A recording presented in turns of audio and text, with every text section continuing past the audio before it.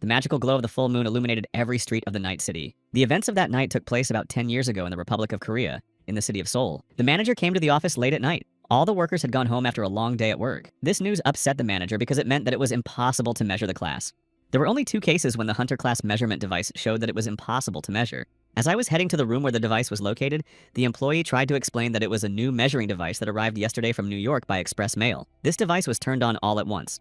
The manager suggested that it could be a malfunction. They used to have an old model device, but it really was a malfunction and needed to be fixed. The person the manager was waiting for had already arrived at the office, but when he saw that there was a child sitting in the chair, he was very surprised and thought that there was just some kind of confusion. So the man decided to make sure that it was really Kenjio. The girl confirmed that it was her, so the manager decided to find out how old Kenjio was. The girl explained that she was about to enter the 4th grade. This information shocked everyone present. Kenjio decided to ask whether the age of the awakened was always asked during the registration. Isn't this an invasion of privacy? The manager apologized to the girl. He understood that in their time, humiliating a child was a bad thing. The deputy returned to work after receiving a call. She distracted the manager from talking to Kenjio. The old-style measuring device could only detect grades A and below. The deputy was overcome with excitement after she saw Kenjio's report. The girl was only in 3rd grade and only 9 years old. She had skipped several grades. The leader was alarmed that the fate of the country depended on a 9-year-old girl. All this time, there was no S-class in South Korea. Anger overwhelmed the manager as he recalled the number of people who had died. Rage gripped him as he looked at the sign of the funeral home. The measurement room was prepared. Although she was still a child, Kenjio had also become awakened. The supervisor asked Kenjio to come to the room so they could check her data. Upon completion of the personal data check, it turned out that Kenjio had S-rank abilities. It was hard to believe, but the system showed exactly the girl's data. This was the first time in the Republic of Korea that an awakened S rank appeared. In Korea, there was a local server expansion. Due to the emergence of a powerful frontrunner, the Republic of Korea has moved from a country with conventional management to a country with priority management. The leader and his subordinates rejoiced because finally an awakened S rank appeared in their country. This meant that they would be saved. The man wondered what constellation young Kenjio served. In the morning, Kenjio was going to go to the Blue House. A lot of messages started appearing on the blue screen in front of Kenjio. She didn't understand why there were so many and why she was receiving them. The first thing that Kenjio was informed about was the change in the rating in the local server of the Republic of Korea. Next, they reported about the first channel of runners in the country. Kenjio noticed that her contracted star fortune teller was extremely irritated. The director, like everyone else, saw a little girl who had become awakened. Kenjio was offended by the arrogant attitude of the adults. When she was still very young, Kenjio did not know what to do. She seemed to be ranked first on the Korean peninsula. About 20 years ago, a tower appeared in every capital of the world. All the media tried to gather information about the tower, but even with the new technologies, they couldn't find out anything. People around the world were getting scared. They began to think that the tower was built by aliens. It was always the case that people always attributed something difficult to explain to aliens. This disaster did not give people time to think and came out of nowhere. The gate opened quite unexpectedly. After the gate opened, monsters immediately began to emerge from the second world. Fear and panic began in countries around the world, but people tried to somehow resist the monsters. But it was impossible to strike a strong blow to the enemy. It seemed that with the arrival of these monsters, the world had come to an end, but there were those who were able to turn the game around. After that day, the genre of the world changed. The present, a new star alone, the Khan family home. Young Kenjio was sitting in her room watching something on her phone. This is the modern world. Ken Jirok was the second child of the Khan Hunter S-class family. He tried to call his sister, but she couldn't hear him through the headphones. He began to think that he shouldn't have bought his sister a phone. Kenjio, the first child of the Kohn family, is a 3rd-time applicant to the Republic of Korea. The girl finally heard her brother calling her. Jirok was a little angry with his sister. Didn't she check the news? Unlike Gio, Jirok immediately looked at the breaking news.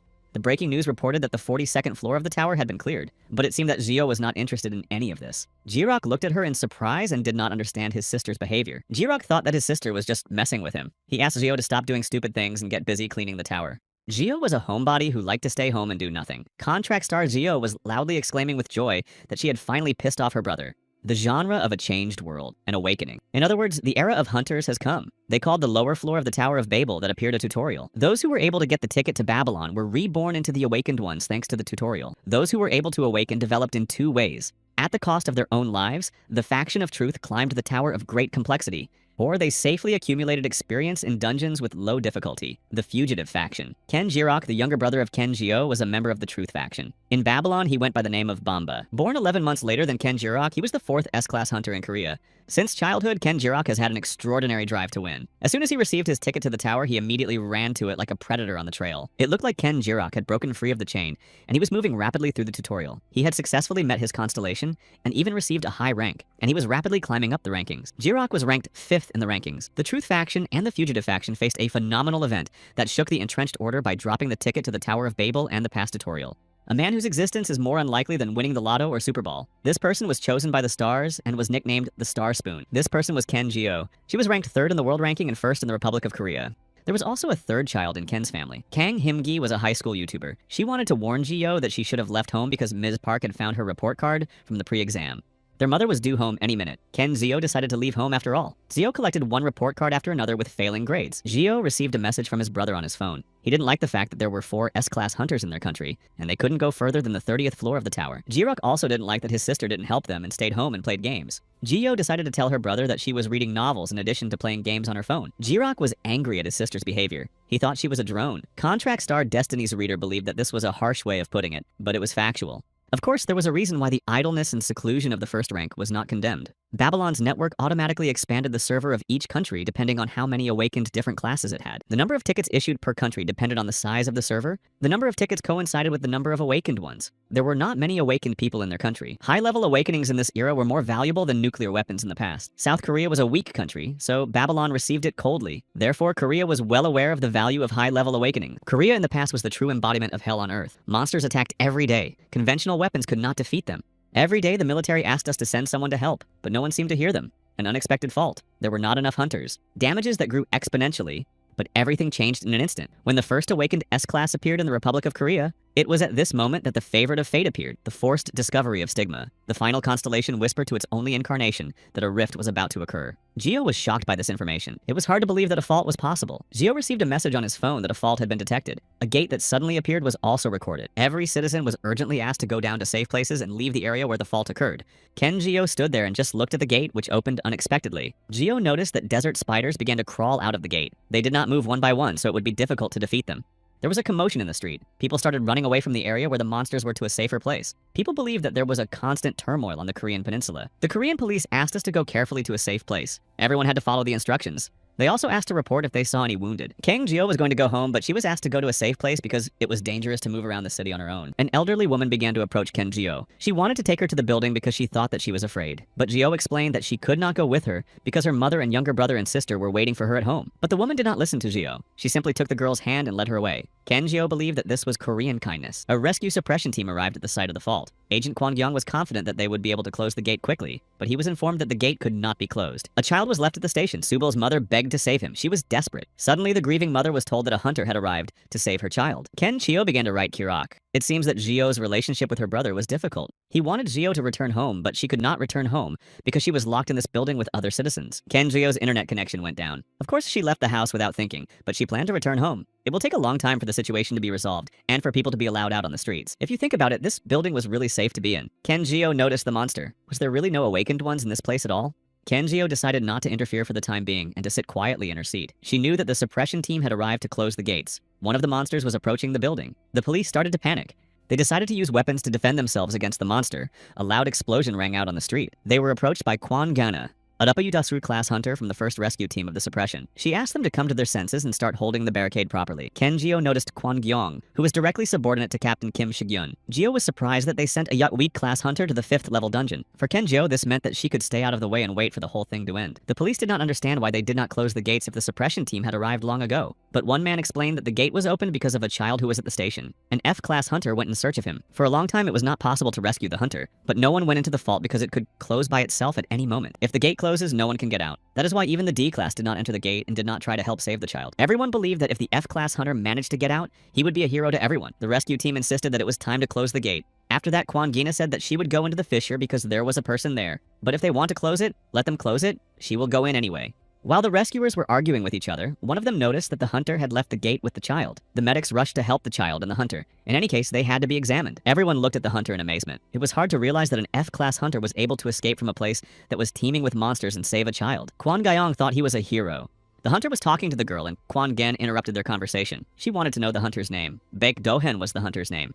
Everyone was curious to see the hero who saved the child. Everyone began to applaud Baek Dohen. Kenjio also clapped her hands in joy, not because of the hunter hero, but because it was finally over and she could go home. Gio was not the only one who wanted to return home. Everyone wanted it. The hour was late. Since there was no longer a threat, people were quickly released. Kenjio had a new feature, an attention magnet. She didn't understand why she had this trait. She just decided to ignore it and go home to write in her diary and go to bed. But Kenjo did not manage to get home safely. Baek Dohen caught up with her. He asked for help. Baek Do-hyun explained to Gio that if she left, Kwon Gyung would die, and not just her. Most of the people in the place would die. Kang Gio looked at the man in surprise and couldn't understand why he had come up to her. Baek Do-hyun continued to talk about the deaths of hunters and civilians. Everyone will die helplessly. The hunter said that the entire area of Solon Station would become one big place of eternal sleep. It was only now that Baek Do-hyun realized why Kyung-jo had been keeping to herself and being alone all the time. He said that manticores and third-class monsters were about to appear, but there were mutants among them who were as bad as the second class. Baek Do-hyun hoped that Ken-jo had a way to test the veracity of his words. Ken-jo was surprised that the boy knew who she really was. Zio was the king of magicians. The hunters and the rescue team tried to close the gate, but all their attempts were in vain. Baek Do-hyun gave his name so that Ken-jo could check it out. Zio began to familiarize himself with the information about the hunter. Baek's rating was low, belonging to the F rank. By nature, Baek was a brave defender with a kind soul. Baek had the second level of time reversal and was a hero of the failed world. He had the abilities of magic, strength, and defense. Ken-jio was interested in the title of hunter, the hero of a failed world. Baek Do-hyun hoped that now Jio would believe him. Baek Do-hyun decided to ask if Jio would help him, and so Ken-jio decided to help Baek, but she only had one condition. When they were done, they would never see each other again. But if it does happen that they meet, Baek must not speak to her, otherwise she will simply destroy him. These words shocked Baek. Jio felt angry because Baek was not just a hero, he was a regressor. She didn't know what world he had fallen from, and didn't understand why people like Baek existed at all.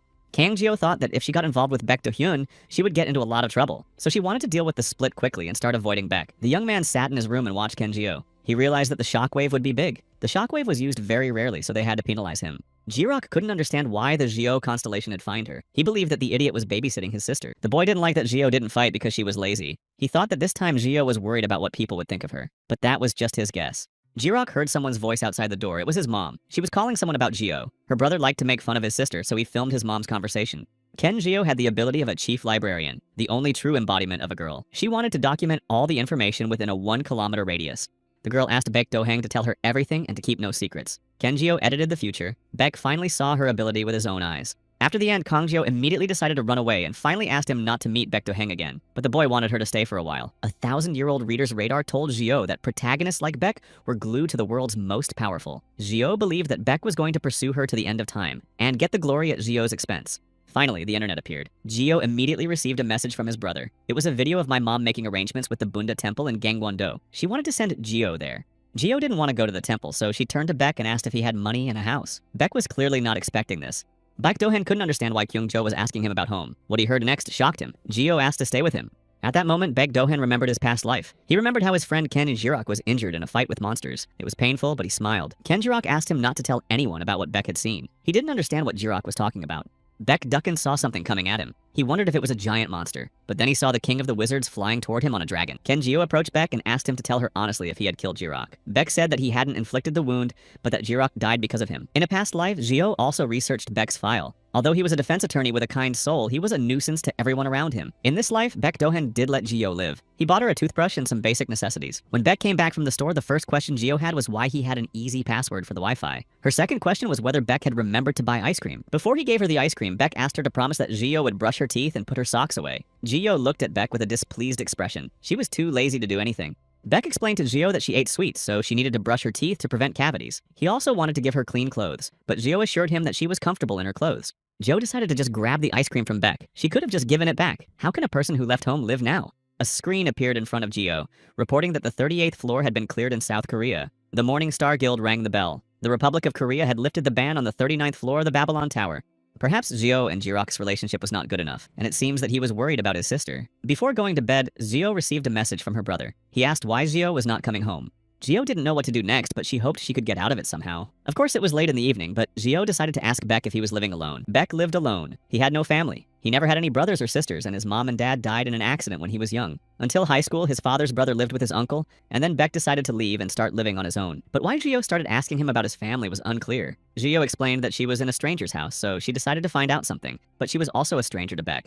Baek didn't even know her name. It was a shock for Jio. He had regressed and didn't even know her name. It seemed to Jio that they were not close at all in their past life. They had spoken only once in their past life. From the day he saw her, he never forgot Jio's back. Baek did not immediately understand what she was talking about. Jio was telling Baek her name so that he would know it in this life. Morning. Babylon Hunters Guild. Since the morning, Jirok has been trying to contact Jio, but Jio did not answer the phone. Her behavior was starting to make her brother nervous. As Jirok was trying to contact his sister, Sae-jong, the deputy director of the Babylon Guild, quietly entered the office. He was ranked 12th in the rankings. Sae-jong wondered if Jirok was not speaking for his older sister, who had tried to join the Babylon Guild 3 times. Jirok was ashamed of his sister, so he asked Sae-jong to keep his voice down. Ken Jirok believed that it was not only her fault that Jio could not get in. Of course, Jio hadn't been paying attention to her studies, but she was innately smart enough. He thought that someone was deliberately trying to prevent Jio from joining the guild. Sae-jong decided to change the subject and discuss the news of the day.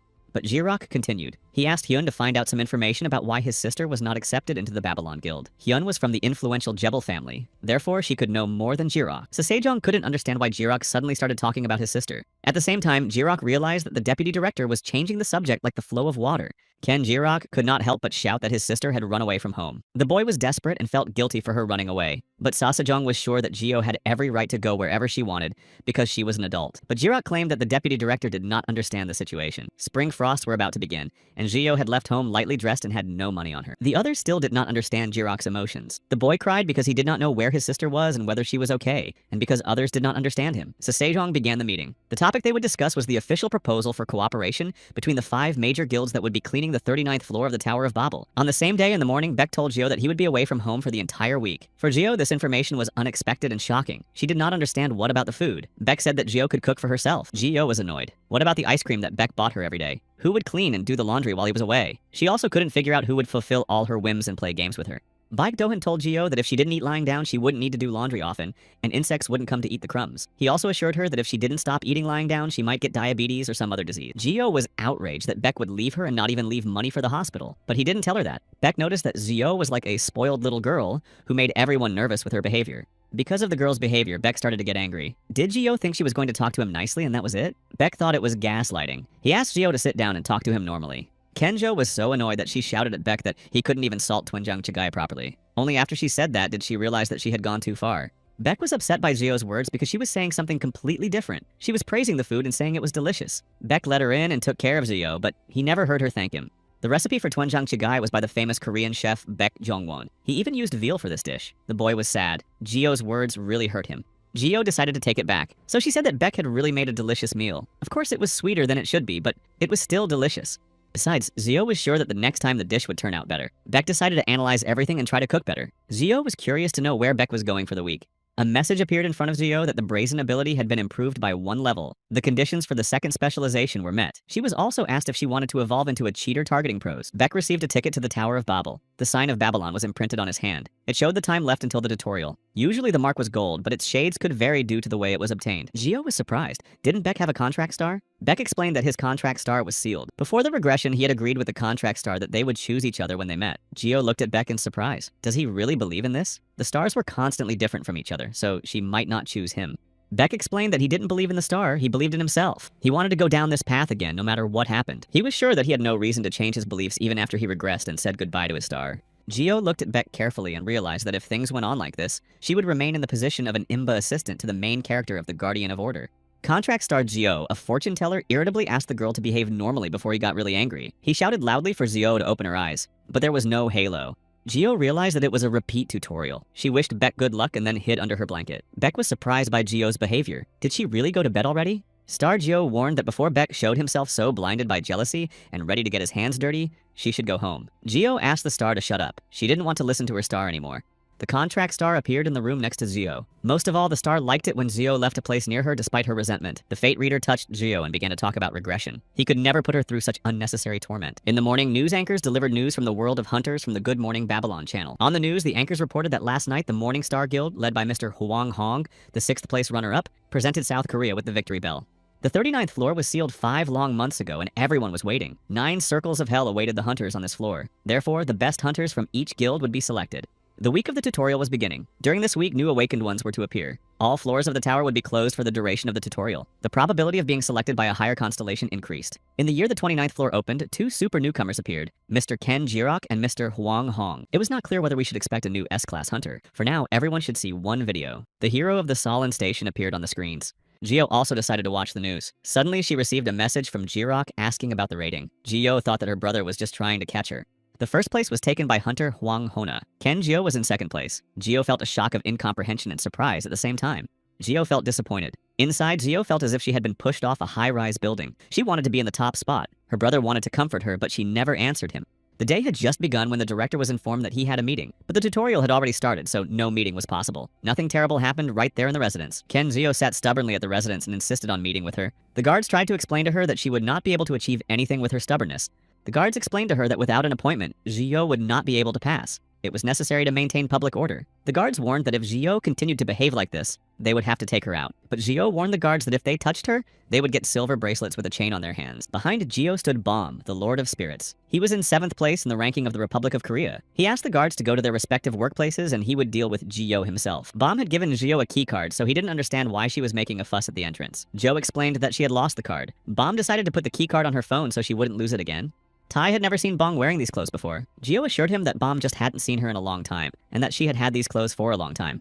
Bom claimed that Zhio was hard to catch. She came to him for the first time in 4 months wearing men's clothes and tried to convince him that they were hers, even though they were not the right size for Zhio. Zhio decided to say that the clothes were Ken Jiroka's, but Bom knew Bambi's scent very well, so he knew it was just an excuse. Zhio explained that she had come to see Bom on business.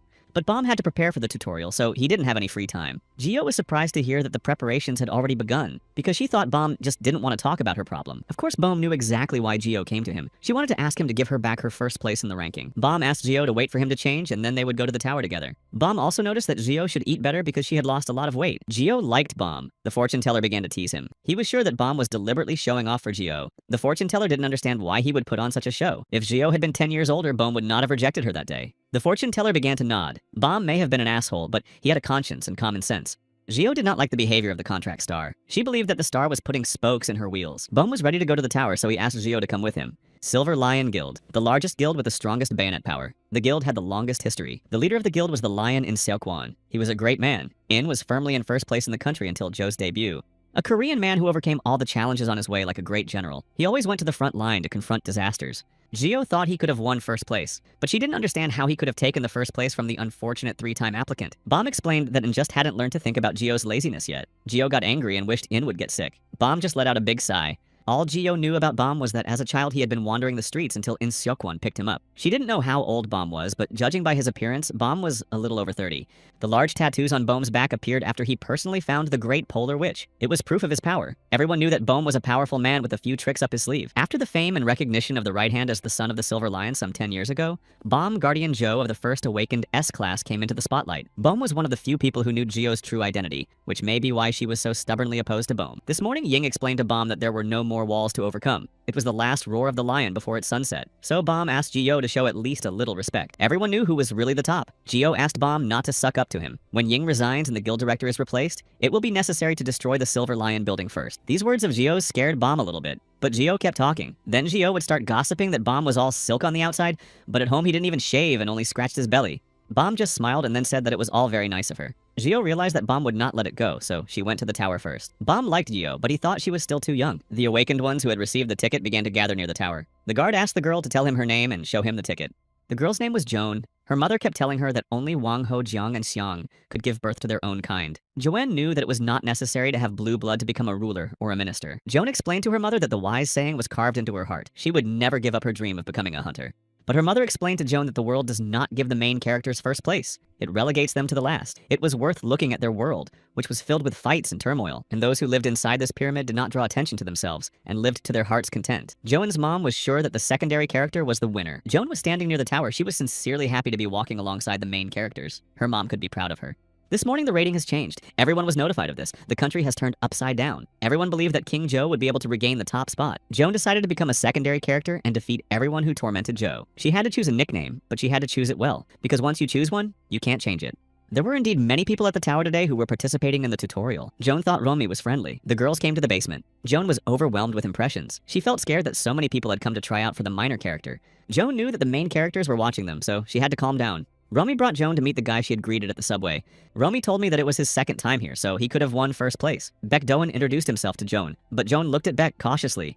She realized that he might not be a minor character. The monitoring room of the Babylon Tower was designed for the top 100 rankers.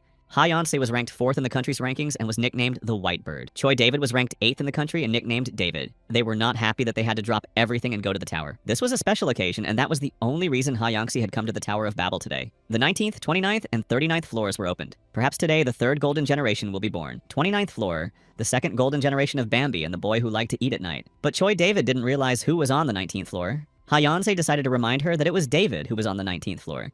It seems David kept forgetting that she also belonged to the precious S-class. Only then did David realize that everyone would be coming from their channel. In Seokwan was definitely going to be there. As soon as the girls mentioned In Seokwan, he immediately entered the monitoring room. Right after him came Ken Jirok, who was ranked 5th in the ranking.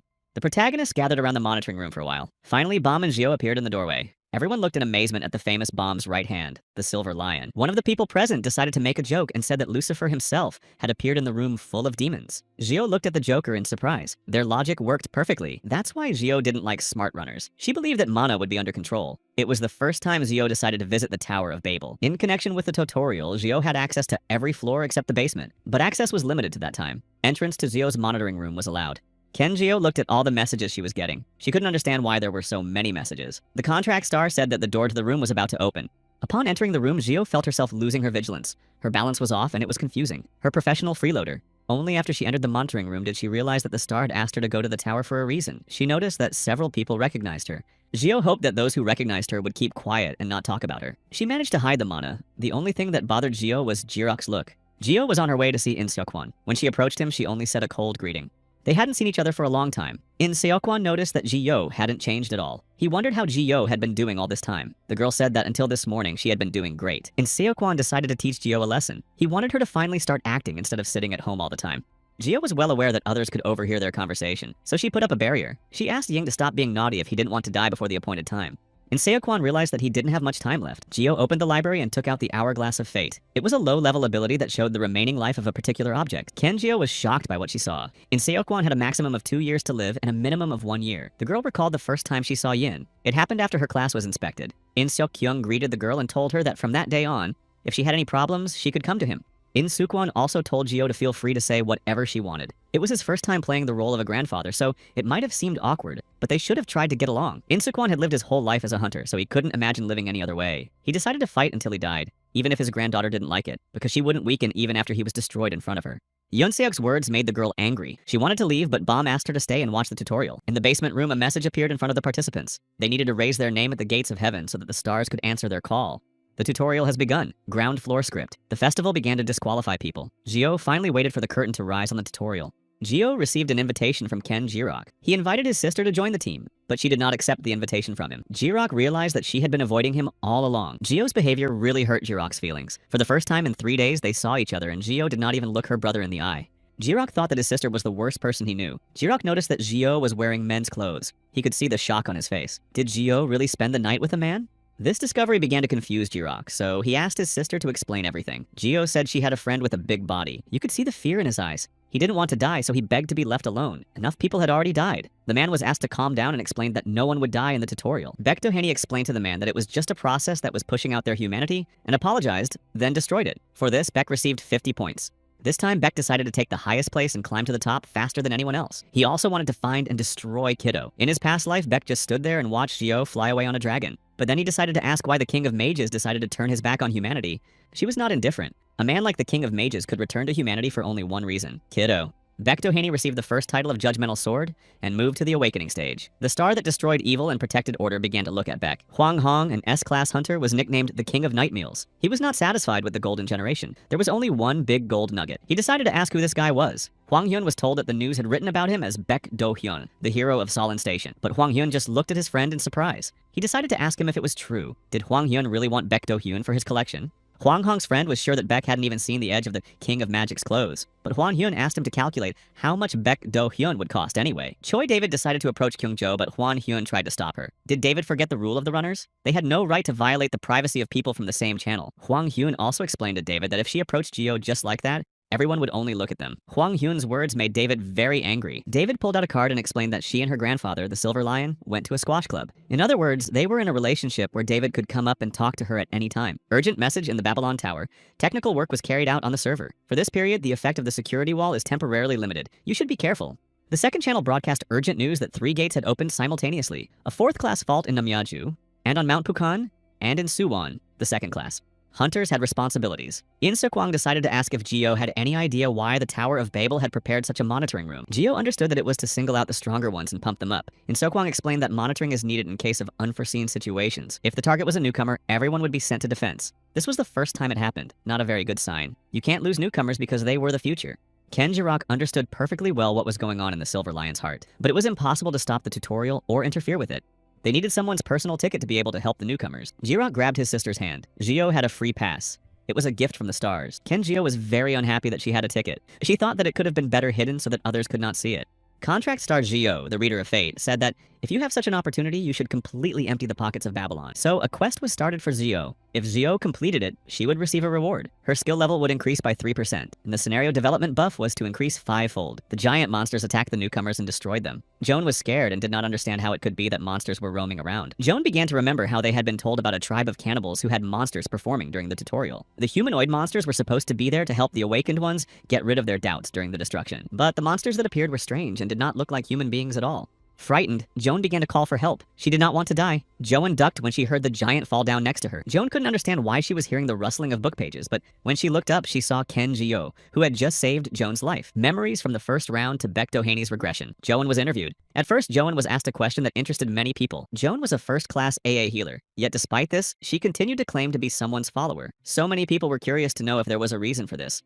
But Joan was in no hurry to answer and asked the reporter a question as well. She wondered why the reporter thought people loved hunters. The reporter did not understand whether there were people who did not like the characters. Joan assured him that there were indeed such people. For her, this person was special. It was this person who became a hero for not Joan. Joan managed to survive the attack in Incheon. The girl claimed that after being rescued, she remembered much less details than she thought. When Joan was in a moment of despair and thinking that the end of her suffering had come, she noticed a radiance. Every particle of the radiance that touched her face still remains in her memory. Joan was sure that if she forgot about her savior, she would lose her humanity at that very moment. All she wanted was to live like a normal person, not a cool person. The scene of the tutorial is inside. Baek Do-hyun spotted Joan doing something in the river. Beck thought that Joan was hungry and was fishing. He decided to approach her. Baek Do-hyun noticed that Joan had excellent survival skills. She assured him that she was not fishing for herself. If someone was exploiting Joan, she needed help. But Joan assured Beck that nothing of the sort was happening. Beck was surprised that the girl was fishing for someone of her own free will. Did someone ask her to do it? But Joan kept saying that no one asked her or forced her to do it. Joan explained that she didn't know why she was fishing and that her body was moving. Beck thought the man was a scoundrel, but Joan asked him not to touch the man. Beck also thought that Joan was brainwashed. Beck decided to help the girl carry the fish. Joan asked him not to touch the person for whom she was fishing. Beck believed that this person had mental abilities, so he would have to do a good job. The guy wanted to meet with this person alone and just get rid of the scoundrel who used people. Joan ran happily to Gio. When Gio saw the fish, she was upset because she did not eat fish. Gio was very unhappy with the service in this place. Gio's words brought Joan to tears. Joan began to say that she was bad because she couldn't please Gio. Beck stood back and watched this scene. He realized that there was no mind control here. Beck had completely forgotten what Gio was like in the first round and about her fan, Joan. Beck was well aware that Joan was just following her instincts, not her body moving on its own. Gio noticed Beck and greeted him. Joyeon looked at Beck with anger in her eyes. Did they really know each other? Beck asked her not to look at him like that if she couldn't even make out a nickname that she hadn't thought much about.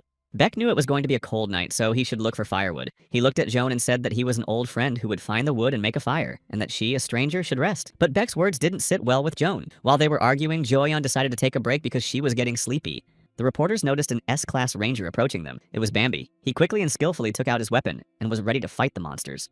Class 4 demon monsters modified into knights were like dust under Bambi's feet. Bambi was rapidly heading toward the boss. It seems that Jirok also had fans. He immediately hit the target with his spear. Everyone who saw the news began to squeal at his strength. In this coffee shop where everyone was watching the news was Ken Gimi, the third child of the Ken family. She decided to shame everyone and told them that Bambi already had a younger sister, so they shouldn't make a fuss. One of the girls said that Gimhi was simply not worth paying attention to because she did not care about her brother. If someone from her family was a higher-ranking ranger, she would carry him in her arms and her brother could give her pocket money. For others, Himki's family was incredible. Her brother was in the world rankings and Gimhi herself was also a hunter. Their father was also a hunter. The girls envied Gimhi. Jirok alone was a gift from heaven. The only thing they were happy about was that Gimhi's sister was an ordinary person. In this coffee shop, only Gimhi realized that her sister was just pretending to be an ordinary person. But the girls thought even Zhuyo was good. If they had been in her shoes, they would have long ago despised themselves for their own inferiority. Gimcon's friends decided to make fun of her. They said that Gimhi herself was not inferior in any way. She had more than 10,000 subscribers on YouTube. One of the girls was very excited to report that Bambi had 300 million followers on Instagram. If Gimhi gets the support of her brother, her channel will also have many more subscribers. The girl's words made Gimhi angry. She asked Sora to think with her own head before saying anything. Jumhee hit Sora in the face. Then she decided to go to Mount Pukon. There she saw Jeong Kilgaon. As she walked toward Mount Pukman, Gumhee was absorbed in her thoughts. It was funny to her to think that her older sister was considered ordinary. Although Gio went out for a sweep once a year, so there was some truth in these words, Gimhi couldn't understand why Gio was born as a human. She would have been better suited to be born as a cat somewhere in the countryside. A scene inside the tutorial. The runners found a cave in the settlement. Beck suggested that this cave could be a dungeon with a boss. Gio believed that it was time for her to regain her reputation and her famous name, but she was well aware that the balance could not be upset too much. The hunters were attacked by a monster, but Gio easily defeated it. Joan was delighted with Gio. She thought that Gio might be from the magic tower, but Gio did not like to talk about herself. The three hunters stood in front of a giant door. Gio believed that the boss was behind this door, so Gio decided that Beck, the butler, should fight the boss. Gio realized that the reward for winning was quite good, but she decided to give the fight to Beck. Joan began to admire Gio more and more. She did not understand how a person could be so generous. As soon as Beck started to open the door, a blood mist came out of the room. Behind him, Beck heard Joan screaming. Gio fainted, which is why Joan was screaming. She begged Gio to come too. Contract star Zio the Fate Reader hit himself on the forehead. He had forgotten to turn on the resistance to mental attacks. Zhejiang University Dankook Station is the final stop for this train. Gio fell asleep on the train. Her dad started to call her a princess and asked her to wake up. They were asked not to forget their belongings when they left the car. Dad took little Gio's hands and got off the train. Gio decided to remind her father not to call her a princess because she was a king. Dad smiled at Gio and said that it was impossible not to call the most beautiful person in the world a princess. And he explained that in her father's eyes, she was the best. But Gio was sure that being a king was better than being a princess. Gio was sure that the king did nothing at all, but he was the strongest. Everyone worshipped him. Dad was sure it was too much vanity. Gio's mom was always saying that her dad was hopeless, so they had to try to get out of it themselves to live a reasonable life. Dad decided to put a mask and a hat on Gio, but it made her feel stuffy, so she didn't want to put it on. Dad explained that Gio hadn't fully recovered from the cold yet. If she gets sick again, her mom won't let him come home. Gio always helped her dad. Her grandmother was calm when she was with her father. Her grandmother was always telling Gio that her father was a hunter, so it was not so difficult for him to give money to his mother-in-law. Perhaps she also wanted to go to the Maldives like others did. Gio's grandmother constantly reminded her that her father had no parents, so her grandmother raised him as her own. Gio's mom and grandmother were constantly fighting with each other for such conversations, but Gio's dad kept asking him to understand his grandmother. The old lady was just lonely, and that's why she was acting like that. Gio did not like her grandmother. As soon as they came to her, the grandmother immediately began telling Gio's father about a new clinic that had opened nearby. She explained that the director was a well-educated man with a lot of money, so they had to hurry because their grandmother wanted to get through all the procedures in time. Gio's father explained that little Gimhi was going to start kindergarten this year, and things were not going well at home, so it was worth postponing everything. But my grandmother did not give in and insisted that it was impossible to postpone. Everyone went to the procedures, only she stayed at home. Gio's father tried to explain what he meant, but his grandmother started yelling at him. She thought that if dad was a hunter, he should spend all his money on her. Ken Thiessen is an E-class hunter. In reality, Thiessen had almost no money, but it was hard to get away from his irrepressible mother-in-law, so he took her to the clinic for procedures. My grandmother rejoiced like a little child. She told everyone around her that her son-in-law was a hunter. Dad asked Gio to wait for them. As soon as Gio sat down on the miracle, a woman started talking to her. She thought that little Gio had come to this place alone, but Gio explained that this was not the case. The woman thought that Gio went to first grade because she was very small, but Gio was in third grade. The woman thought that Gio did not grow because she did not eat enough, but Gio herself never understood this. Gio said she lived in Seoul and came here every weekend to visit her grandmother. Gio would watch TV while she waited for her grandparents. Finally, Dad was coming to little Gio. She ran happily toward him. Gio was hungry, so she hoped they would leave this place now. The woman who sat on the couch with Gio all the time noticed that she was very smart. Tesson was sure that Gio took after her mother. Grandma had 10 minutes left for the procedures, so they would soon go home. The ceiling began to collapse. Tesson took Gio in his arms and held her tightly. Little Gio could not understand what was happening. She thought there was an earthquake. Tesson looked out the window and noticed that it was not an earthquake at all. It was a fault. A gate had opened in this place. The news immediately began to report on the fault that occurred in the city of Yongyin. The fault was estimated to be at least Class 2. All citizens were asked to go to a safe place. The opening of the gates caused the phones to stop working. People who were in the clinic were lucky to have a working radio. Tesson was sure that they were very lucky to be in the hospital, because they had doctors and medicine right next to them. Noticing that Gio was looking frail, Taesung immediately called for doctors. The news reported that due to an unexpected fault of Class 2 and 5, Suji and Gihin districts were cordoned off. Yongyin City Gihin District, Pakjeong Street Korean Medicine Hospital, e.g. 1 hunter and 12 civilians. 6 hours passed in isolation. After the injection, Gio's fever began to subside and the disease was going well. There were screams coming from the corridor. One of the men could not understand why Thiessen was sitting inside the building. The monsters began to make their way inside the building, but the man was told that if he had to, he should leave. Outraged, the man began to object. Why would he go outside if there was a hunter among them? The doctor asked Thiessen to ignore the man, but Thiessen realized that the man was right. The hunter was among them. He asked him to take care of Gio and his grandmother. On the street, the monsters were chasing the boys. They tried their best to run away and find a hiding place. One of them was being chased by the monsters. His friends asked the boy to take off his jacket to be able to escape. On March 24, it was 12 o'clock 25 minutes. 20 hours of isolation. Screams came from the street. The young men were begging for help and hoping that someone would open the door for them inside. If they lingered until then, the monsters would destroy them. Finally, the door opened and the boys were asked to come in quickly. The young men explained that they were studying at a university nearby. They were hiding in a coffee shop, but the monsters broke the window and entered the room, so they had to run away. People started asking if there were any rescue operations, but the young men assured them that everyone was thinking only of themselves. The Silver Lion came out to destroy the monsters on Saraksan and Heda in Ijong. The young men said that many people offered to go to a rally against the guilds that did nothing, but first they needed to survive. Ken Thiessen didn't want to leave his sick daughter, but when he heard people talking in the other room, he decided to go outside. Little Gio started screaming and begging her father not to go. Taesung leaned over to Gio and began to reassure him that he was not going anywhere and that everything would be fine. The women looked at Gio and realized that he did not need to go anywhere. He could not leave his daughter. Even though Tasan was a hunter, he was alone. It was also dangerous for him to go outside. March 25th, 2 days in isolation. Taesun was sitting next to his daughter and constantly reassuring her. He began to talk about how he and her mother were worried that Jio didn't know how to cry, but she was doing quite well. Tae-sung tried to explain to Jo that her father was a hunter, that heaven gave him the power to save people and destroy monsters. He reminded her of a report she had done for school, about how proud she was that her father was a hunter. But Jio still did not want her father to go. She claimed that the heavens gave her father too little strength. Jio said that she was only pretending to be strong, but she was really scared. Jio hated her grandmother who suggested she come to the hospital. She also hated the people who looked at her dad strangely. She was also afraid of the strange sounds the monsters made. She assured her dad that she could handle it if he was there. Jio begged him not to leave her alone, but her father was silent. Jio asked him to say something. Taesung hugged his daughter and asked her where she got her strength and eloquence from. Jio was sure that at least her father told her so. Jio was the most precious treasure to Taesun. He cherished her very much. When Jio woke up, she noticed that her father was not there. She first asked her grandmother where her father was, but her grandmother did not answer. Then Jio asked the doctor, but he was also in no hurry to answer. March 26th. It was the 3rd day of isolation. Ken Taesun is an E-class hunter support. He agreed to go out to call for help. There were no other volunteers. Little Jio had a high fever. Her grandmother begged for Jio to regain consciousness. The doctor told her that if the fever did not go down, Jio would die. The doctor's words upset the grandmother. Jio was in a room with books scattered everywhere. She could not understand where she was and how she got to this room. Picking up the paper, Jio noticed formulas on it. She heard a voice assuring her that these were indeed the formulas of her essence, although there was a possibility that his imprint was still there. Jio looked at him in surprise and did not understand who was talking to her. He missed the fearless Jio. She was in the subconscious world inside him. Picking up a pen, Jio began to write a letter to her parents. She thought she had been kidnapped, but the man asked her to put down the pen because he was not the kidnapper.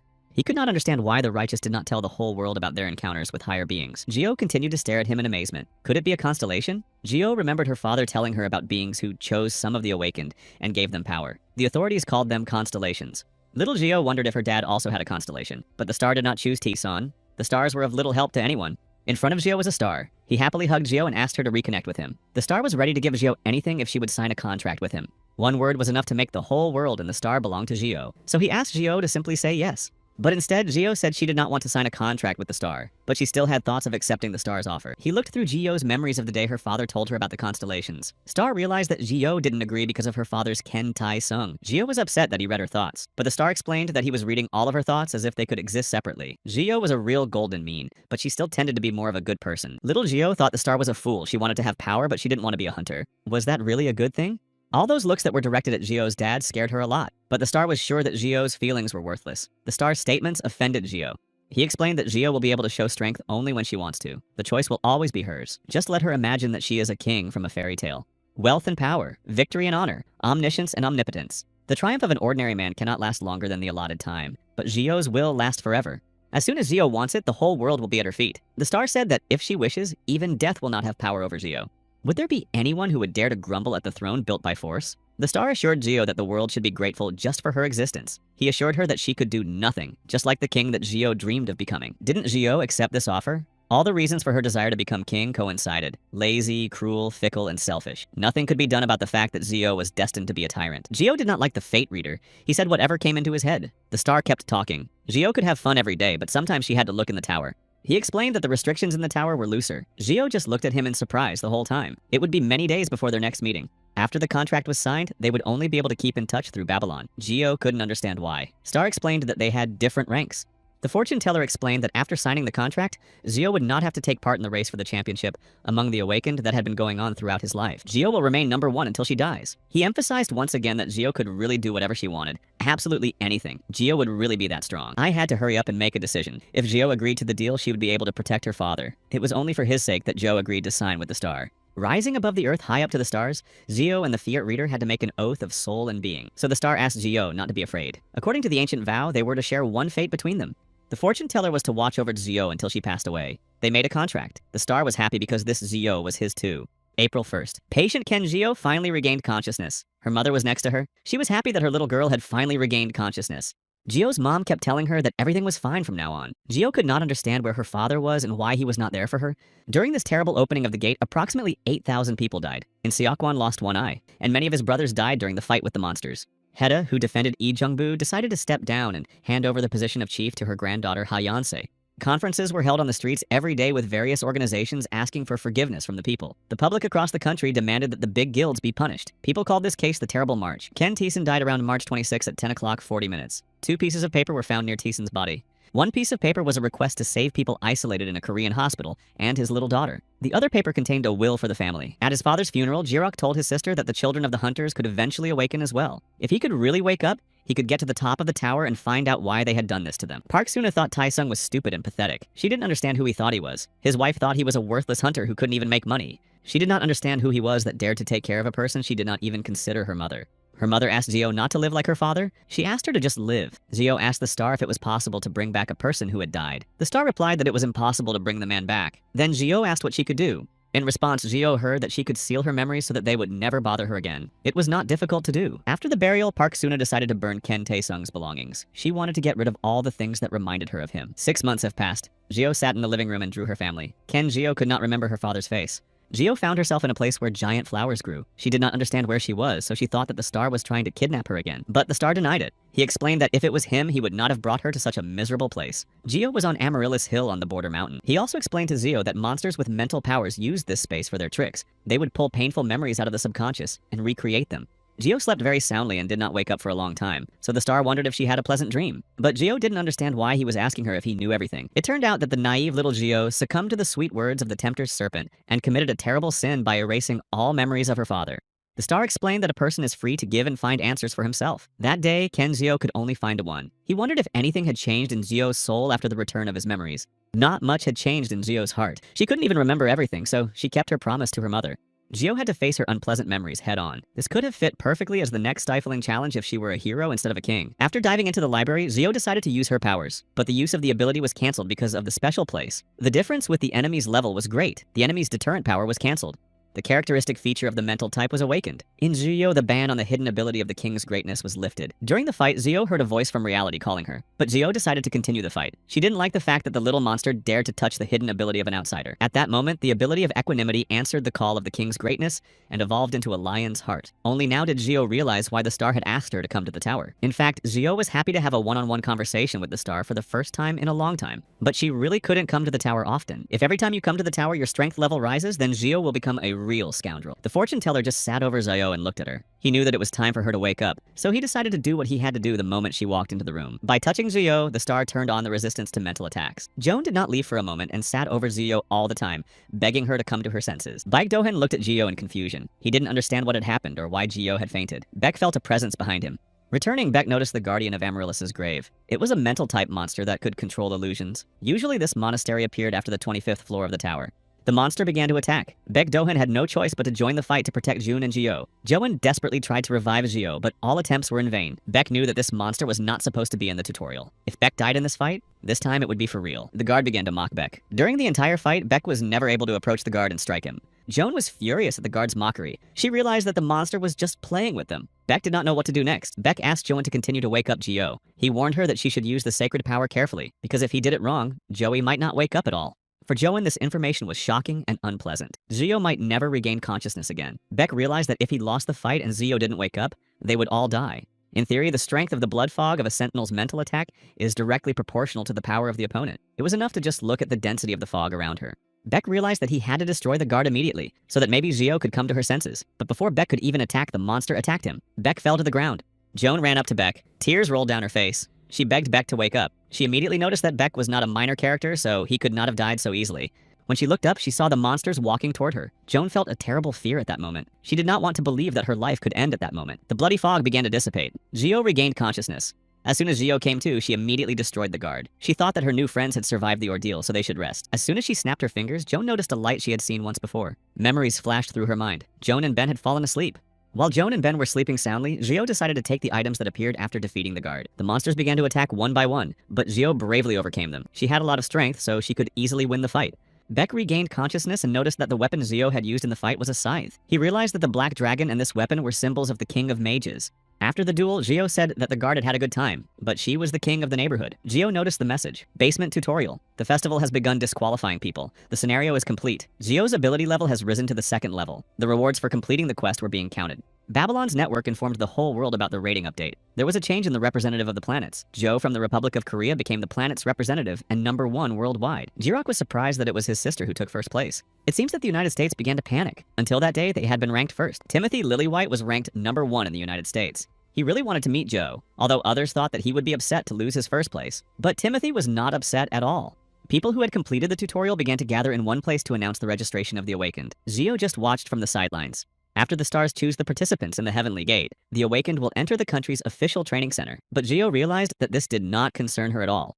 Gio noticed Bomb. She looked at him in surprise and then asked if he had gone to the gate. Bomb came after the gate was closed. He came to pick up Gio. Bomb wanted to give her a ride home. Bomb also noticed that Gio had done quite well. Gio did not understand what Bomb was doing when he took the old silver lion. Bomb said that his father also sent his congratulations to Zio. Bomb also noted that she was ranked first in the world rankings, which was a significant event for the people. Gio said she hated fighting, but she seemed to have a lot of fun. She was aiming for first place in the class and got it at school. It was amazing. But Gio denied everything Bohm said. In any case, he sincerely congratulated Gio on the return of the throne. It was said that a person became a star after dying. In the era of constellations, people were watched from the firmament. Gio didn't believe in these superstitions, but at least today she can afford to believe in it. Baek Do-hyun wanted to approach Gio, but Bomb beat him to it. So Baek had no choice but to watch Gio drive off in the car with Bomb. Gio was pleased to be ranked first in the world ranking. The weather was perfect for such an event. The first-class disaster. When the huge monster Balrog appeared, everyone expected a sudden end. He could destroy half the city with his breath, but the first S-class in the Republic of Korea was able to destroy the monster quite quickly. People were in awe of this man. It was Timothy's first time in Korea, so of course the reporters immediately pounced on him with questions. Timothy was excited about Joe's country. Everyone was in awe of Joe. Everyone wanted to know what she was like. It seems that only Beck, the only one among Joe's supporters present, knew what Joe was really like. Beck remembered when Joe had spent the night at his place in their first evening together. He recalled how he had to make her put on clean clothes and how she was a bully.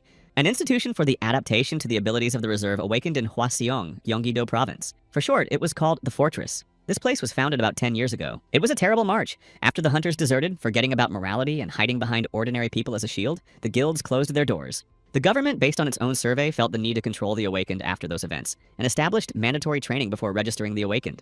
A special law was issued stating that reserve Awakened ones over the age of 14 had to have a record of graduation from a training institution. This is how the Awakened ones ended up in the fortress. Once again, one of the young men fainted. A healer was needed. Joan was the healer. The students of the fortress assured him that he should have informed the instructor about the attack. This was the 4th time the young man had fainted. Joan realized that the young man had to be transferred to an isolation center. She asked for help, but no one was in a hurry to help. Joan noticed Beck in the crowd and asked him for help, but Beck decided not to help. He just walked away from the place. Outraged, Joan approached Beck and asked him to explain his behavior. Joan decided to ask if Beck was even aware that his roommate had fainted, but Beck replied that he didn't know anything about it because he was in class at the time. Beck hoped that there were no wounds. He knew that the young man had lost consciousness 3 times before, but Joan had helped him, even though she was still practicing. Joan was angry with Beck. The doctors praised her for giving excellent first aid. Beck immediately told her that he had never said that Joan had done a bad job. It was easy enough to piss Joan off. Beck seemed to know about it. Beck Do-hyun received a message from the training center's administration on his phone. Beck will have a new roommate named Hong Hai. Hong Hai is a hunter trainer. He had also just learned that Beck Do-hyun would be his neighbor. Hong Hai was not happy about this news. Beck Do-hyun scared him. But Hong Hai's friend didn't understand why he was afraid of Baek Do-hai. Was Hong Hai afraid that Baek would also look down on him because Hong Hai was with Ulung Do? But the reason was different. All the wake-up calls said that Baek Do-hini had scored the highest number of points in the tutorial. For the first time in history, the number of points exceeded 30,000. Hong Hai's friend was delighted with Baek Do-hyun. He thought that Beck was a high-level contract star. He had also heard that Beck was related to Joe, so there was a chance that he would be accepted into the Silver Lion. Hong Hae jumped up from his seat at the shocking news and poured juice on his friend. Hong Hae also wanted to go to the Silver Lion. This place was most closely associated with Joe. The Silver Lion was good at everything, and they were good at marketing and obeying the law. Hong Hae hoped to join the Silver Lion. Then he would have the opportunity to meet Joe. But if Baek Do-hyun refrained from joining the Silver Lion, it will be hard for Hong Hae to get in. It would have been better for Hong Hae to choose an opponent of his own. Even though he came at the same time as Beck, they were cut from different cloths. Didn't Hong Hae realize that Baek Do-hyun's face said he was at least A-class? There's no need to be complex. It's better if Hong Hae speaks to Beck first because Bak himself is unlikely to speak first. Hong Hae's friend abruptly stopped talking. Hong Hae did not understand what had happened. Behind him, he heard Baek Do-hyun's voice. Beck decided to come over and meet the boy. Beck extended his hand to Hong Hae and introduced himself. They would be roommates from today and asked Hong Hae to take care of him. Hong Hae was surprised and happy to meet him at the same time.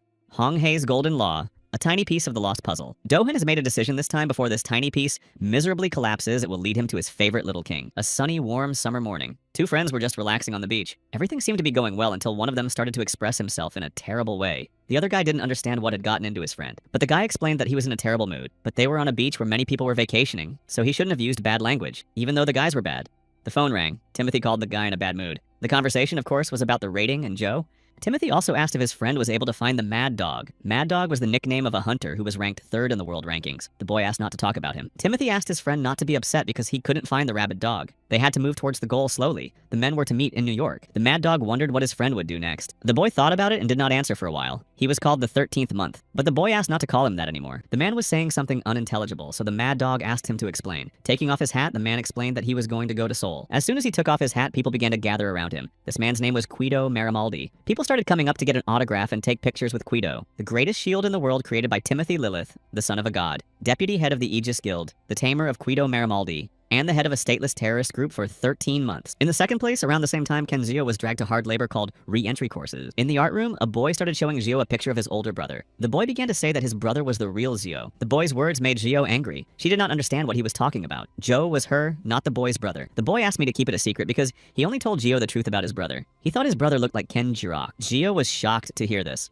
The most important thing is that the boy should not tell Bambi about this. Otherwise, he will come for the young man. The boy wanted to introduce Zio to his brother.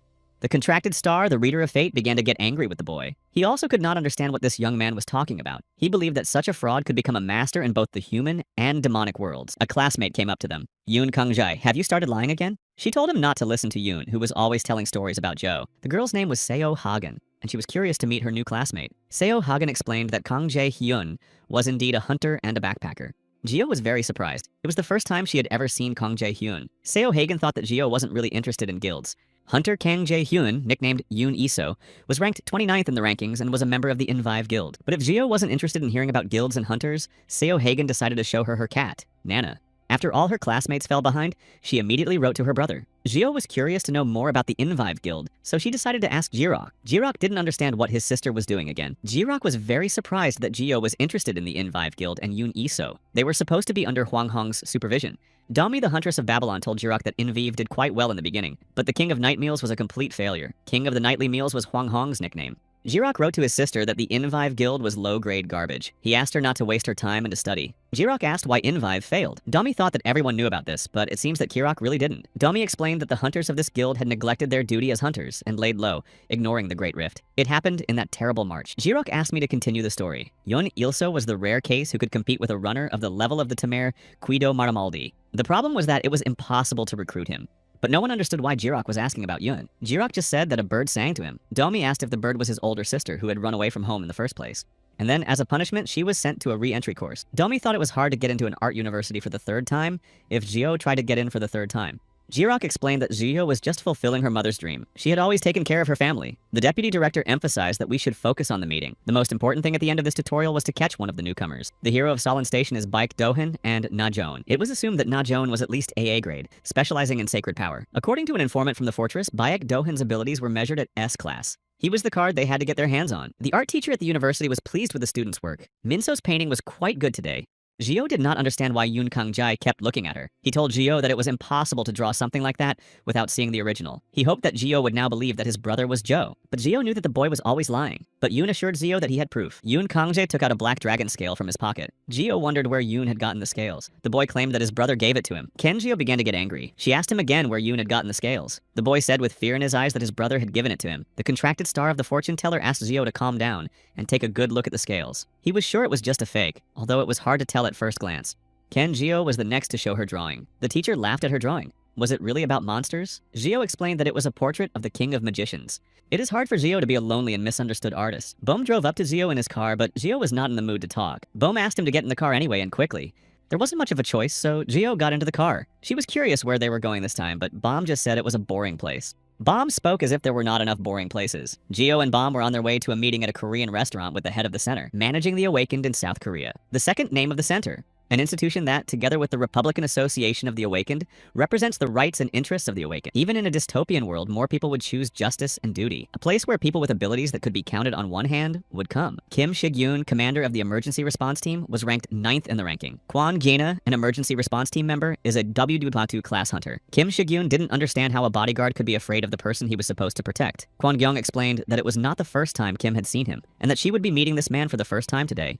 Indeed, this person was very frightening. Kim explained that there was nothing more frightening about this person than the inability to see his essence. Although on the other hand, The person in the first place in the country was on top of the entire planet. The guards noticed Zio's mana. Bomb asked Zio to turn down her mana. He didn't understand why Zio was being cranky today. There were just too many people in this place and Zio was nervous.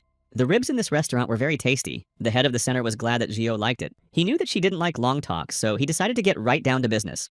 The head of the center said that this was the first time Timothy Lillywhite had visited Korea. He said that Timothy wanted to meet Joe, but Joe did not want to meet him.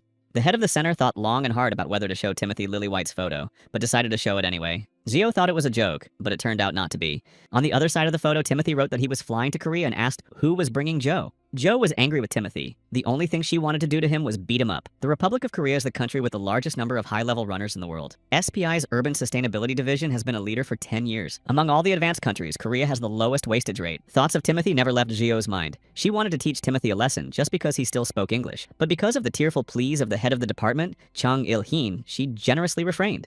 Instead of focusing on education, Gio thought it was time to make changes in Korea. For starters, it would be good to remove English from the compulsory curriculum. Gio was sad that the world was not progressing. The teacher noticed that Gio was sitting with her eyes closed, so he reprimanded her. But Gio just closed her eyes to concentrate and not to sleep. Jiao was distracted from her thoughts by Gaehan. She had gone to the store and bought chocolate. Gaehan just decided to give Gio some chocolate. There was a lot of chocolate. Gio wondered why Gaehan had bought so many. Gaehan explained that this time the limited edition toy was a King of Magic figurine. She also explained that today there was a special energy in the lecture hall, so she would open the chocolate here. It was amazing how Gachan's communication could easily connect people through chocolate. Gio also wanted to watch. Every time they opened it, they found something stupid. And finally, Gaehan came across the long-awaited figure of the King of Magic. While opening the chocolate, the girls noticed that Yoon Kang-jae was quiet today. They doubted that the boy was telling the truth about his older brother. But one of the students assured them that Yoon Iso was indeed his older brother, so at least he wasn't lying about that. Gio looked at the figure carefully. It looked weak. No one knew what the dragon's real name was, so they just called him Ink. In her mind, Gio apologized to the dragon for not being able to protect him because she would have exposed herself. Gio was sad that the figures were made of poor quality material. As always, the girls loved to gossip. Their favorite topic of gossip was Ken Jirok. Last time, some girl pretended to be his older sister. His younger sister went on a whole attack on Instagram. Of course, Gio knew that her sister was into YouTube, but this was the first time she had heard of Instagram, although this was to be expected from modern children. When Gio saw her sister, everyone thought she was a model. Yes, she was really beautiful. The girls were delighted with Bambi. They could tell from his shoulders that his body must have been pumped up. They were very surprised to see that in the photo with Bambi and his sister was Zio. The girls began to recall that the hoodie that Zio was wearing was a limited edition, especially for Bambi, and Zio's last name was the same as Bambi's. It was uncomfortable for Zio to be with the girls at that moment. She did not understand why they were looking at her like that, so she decided to quickly say goodbye to them and leave the lecture hall. Gio almost got caught. She decided that Bambi's clothes shouldn't be worn randomly anymore. If this limited edition sweatshirt was specially made for Bambi, she should have kept a closer eye on it, or hidden it altogether. There was a forced opening of the stigmata. The star asked Gio to take 2 steps back. Notification to all low-level local channel. An unsystematic dungeon has appeared in Seoul's Jano district. A limited time quest dungeon of Tyra G. Dungeons were divided into 2 types, systemic and non-systemic. System dungeons were used for safe hunting, pharmacy of magic stones, and training.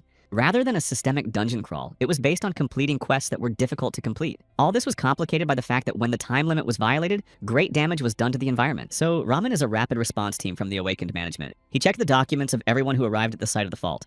The second clearing team from the Invive Guild arrived at the Rift site. 6 people and the mop-up team leader, Shin Jinchul, an Awakened SS class. It seems they were short on people. Shin Jinchul explained that they were supposed to send a man from the Morning Star, but he was running a little late. So Shin asked him to wait. So Ramin reminded Shin that this dungeons were limited in time, so they would not wait for anyone. Shin didn't understand why he had to be rude. He noticed the girl, so he decided to ask Tak Ramin if this little girl had come to the sweeps as well. So Ramin asked Shin Jinchul to watch what he was saying. She was a friend of the missing citizens. Shin did not understand why she was in this place and not in the hospital. Gio showed the toy and explained that she was in this place because of it. Ramin explained that the appearance of the dungeons connected the toy to the environment. This toy was a quest item that appeared among Ken Zio's belongings. With it, you could find people who were locked in dungeons. It was like a key for this quest. Shin asked how to use the key. Gio explained that only the person who received the key could use it. Their conversation was interrupted by a young man who was hurrying to the vault. It was Yoon Iso from the Invive Guild. His brother was locked in a dungeon, but they were waiting not for Yoon, but for another hunter. The commander decided to talk to Yoon alone. It was a surprise for Gio to meet Yoon Iso. She told Taku Ramin that she had to go to the Danja as well, since the key was tied to her. In a good mood, talking about the big traffic jams in the city and not understanding why the situation was so tense, the hunter from the Morning Star finally arrived. Yes, this was the hunter everyone was waiting for, Hwang Hol. And his younger brother's name was Hwang Chuk. That was the duo of Hol and Chuk. In the year that the 29th floor of the Babylon Tower opened, 2 S-classes appeared. The first one is Ken Jirok, 15 years old, second year of high school. The second was Huang Hong, who was 19 years old. He was in his third year of high school, crazy and fantastic progress and brilliant abilities. In society, such talented people were called the Golden Generation. Ken Jirok has been updating the tower's records day after day, and is increasing his fame as a young boss with strong leadership skills. Huang Hong, in turn, took over the underworld as the main underground group leader. Eventually, even Jiyo, who was bad at remembering people, knew his face even though he rarely appeared in the media. Perhaps the reason for this was that Huang Hong lost 1 point and became second in the tutorial after Ken Jirok, or the reason was the constant jumping up and down in the rankings. For years, Huang Hong had been adding fuel to the fire of his rivalry with Kong Jirok. Jirok would show Jiyo's photo and ask him never to communicate with him or even approach him. Jiyo looked at Huang Hyun carefully. She was surprised at how much Huang Hyun looked like Huang Hyun, but the boy didn't understand what Jiyo was talking about. Jiyo thought that Huang Hyun had just decided to change his name a little. Shin Qingjol noticed that an unknown person had joined the team. He didn't understand why the nickname was hidden, if hunters with their real nicknames were supposed to join the sweep. Again, a new message was knocked out to the team by Hidden 2. Shin started to get angry, so Ramin asked Shin Qingjol to calm down and explained that the team was not only hunters, but also civilians. That's why Tak Ramin suggested a random change instead of a hidden nickname. Team members had a suitable picture that matched the personality, and Babylon selected the most suitable name. It was a system that preserved the privacy of anonymous participants while solving a problem on the battlefield. Jiyo received the nickname Aggressive Cat before entering the dungeon. Jiyo was not pleased with this nickname. Huang Ho was given the nickname Tofu Gangster. This nickname made Huang Ho very angry. After distributing the nicknames, Tak Ramin decided to hold a short dungeon meeting. This unsystematic dungeon had a time limit. 10 people participated. The goal was to prevent an explosion and save people. The demonic beasts inside the Cherokee are nasty insects. You could just call them insects. The goal of the hunters was to destroy the insects and save the people. There was one special person in this dungeon who was a guide. Ms. Kenjio had a guide who helped to locate the missing people. The probability of awakening of ordinary people who had been trapped there increased. If the hunters did a good job, a new awakened would appear by the end of the sweep. Shin Jin Chul was being rude to Jiyo, so the star of the fortune teller started to roll up his sleeves to strike Shin with the star. But Jiyo reminded him that stars are supposed to protect people, not hit them. Jiyo understood Shin Jinchul's rude behavior, but time was running out and a hunter from the Morning Star in strange clothes was sent to help. Huang Hol tried to contact Zhou, but all attempts were in vain. He didn't understand why Zhou wasn't answering. Maybe something had happened or Babylon's system was malfunctioning. Jiyo knew it was actually Huang Hong, but she didn't care much about him. The one she was really interested in was Yoon Iso. If he was in 29th place, he could see the first channel of the runners. After a short meeting, the hunters entered the quest dungeon of the infected rift area. A detailed study of the participants and their mana began. The explosion of the dungeon was accelerated. It was unexpected and shocking, and the Donju class went up 2 levels. It went from Tier G to Tier B. There were 5 hours left before the explosion. Noise rose inside the dungeon. Commander Shin thought it was worth going outside and asking for help. They were not enough for the Tier B level. Ramin reminded that they have 5 hours left and the number of people in the dungeon has been reached, which is why the passage to the outside is closed. We need to save the citizens inside. Jiyo and Huang Hong believed that there were good and bad things in life, so they shouldn't be so angry about the situation. Huang Hong thought that Jiyo was his hidden twin, because they thought alike. Huang Hong looked at Jiyo carefully and said that she might want to be his little sister. Jiyo reminded him that in his script, Huang Chuk was the younger brother, and noticed that he changed his shoes on the fly all the time. Kyung-jio knew that Huang Hong was making lighthearted jokes just to be able to read her mana, but Jio knew he wouldn't be able to because she had learned to hide her mana. 10 years ago, Jio was honing her mana control thanks to Bomb of the Silver Lion. 10 years have passed since the day they first met, and Bomb announced that he wanted to be her guardian and teacher. Special Law of the Awakened Article 8, Paragraph 1. In accordance with this code, citizens of the Republic of Korea who are reserve awakened persons are obliged to participate in good faith in the training aimed at adaptation to the abilities. However, the exception was for those under the age of 14. Jio claimed that she was not obliged to undergo training. Jang Il-hung is the head of the Awakened Center's first department in Seoul. He just smiled at Jio. She even knew about such things. It seems Jio had studied the information well. However, Zio's case was unique and could not be left to chance. Zhang Yilheng assured me that it would be better for Zio and others if she at least received training. Zio asked him to hide her identity from others, especially her mother. Zhang Yilheng said that they were trying their best to fulfill her request. Zio also asked for individualized lessons. Zio was constantly emphasized to study. She was enrolled in many different courses, and Zhang Yilheng wanted her to take more classes. She just didn't want to.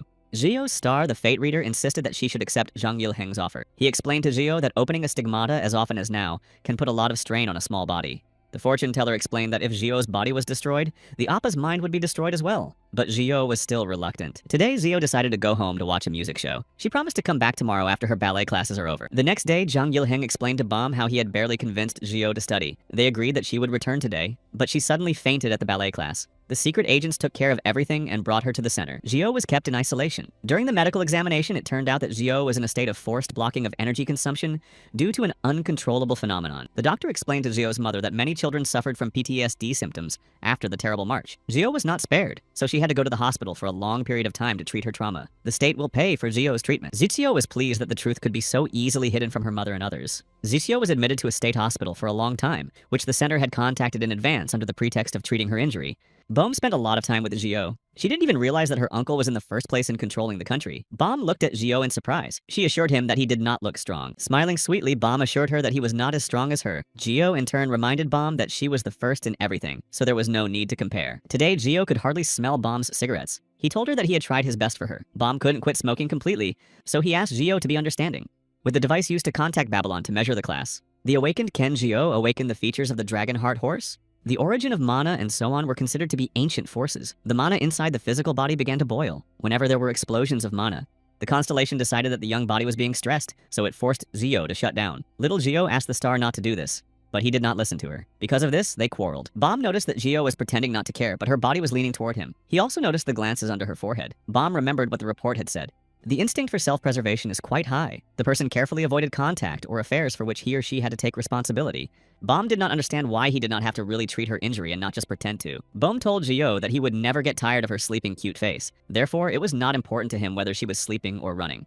Jo was always drawing, so Bohm thought she liked it. But in reality, she didn't. Zio was not good at drawing. It was just that her mom wanted her to go to art school. She couldn't do it because of her hard life, so Zio wanted to go there and tell her mom about it. Zio wanted to prove that art university was a nonsense, and her mother had nothing to regret. Bohm was curious about what Zio had drawn. She showed him her drawing and explained that she had drawn a monster inside her. Zio asked Bohm not to come anymore. From now on, they will see each other in the training room. Ken Zio, king of the magicians, Zio. She was the personification of the lord of the magical world, who will certainly leave a mark on human history. Attack-type magic power, unlimited magic power, recovery potential that cannot be estimated, best mana induction. The training room. Zio tearfully apologized to the coach. She was in the wrong. After Zio met with the final level star, she ended up destroying all the limits of human capabilities. Monster.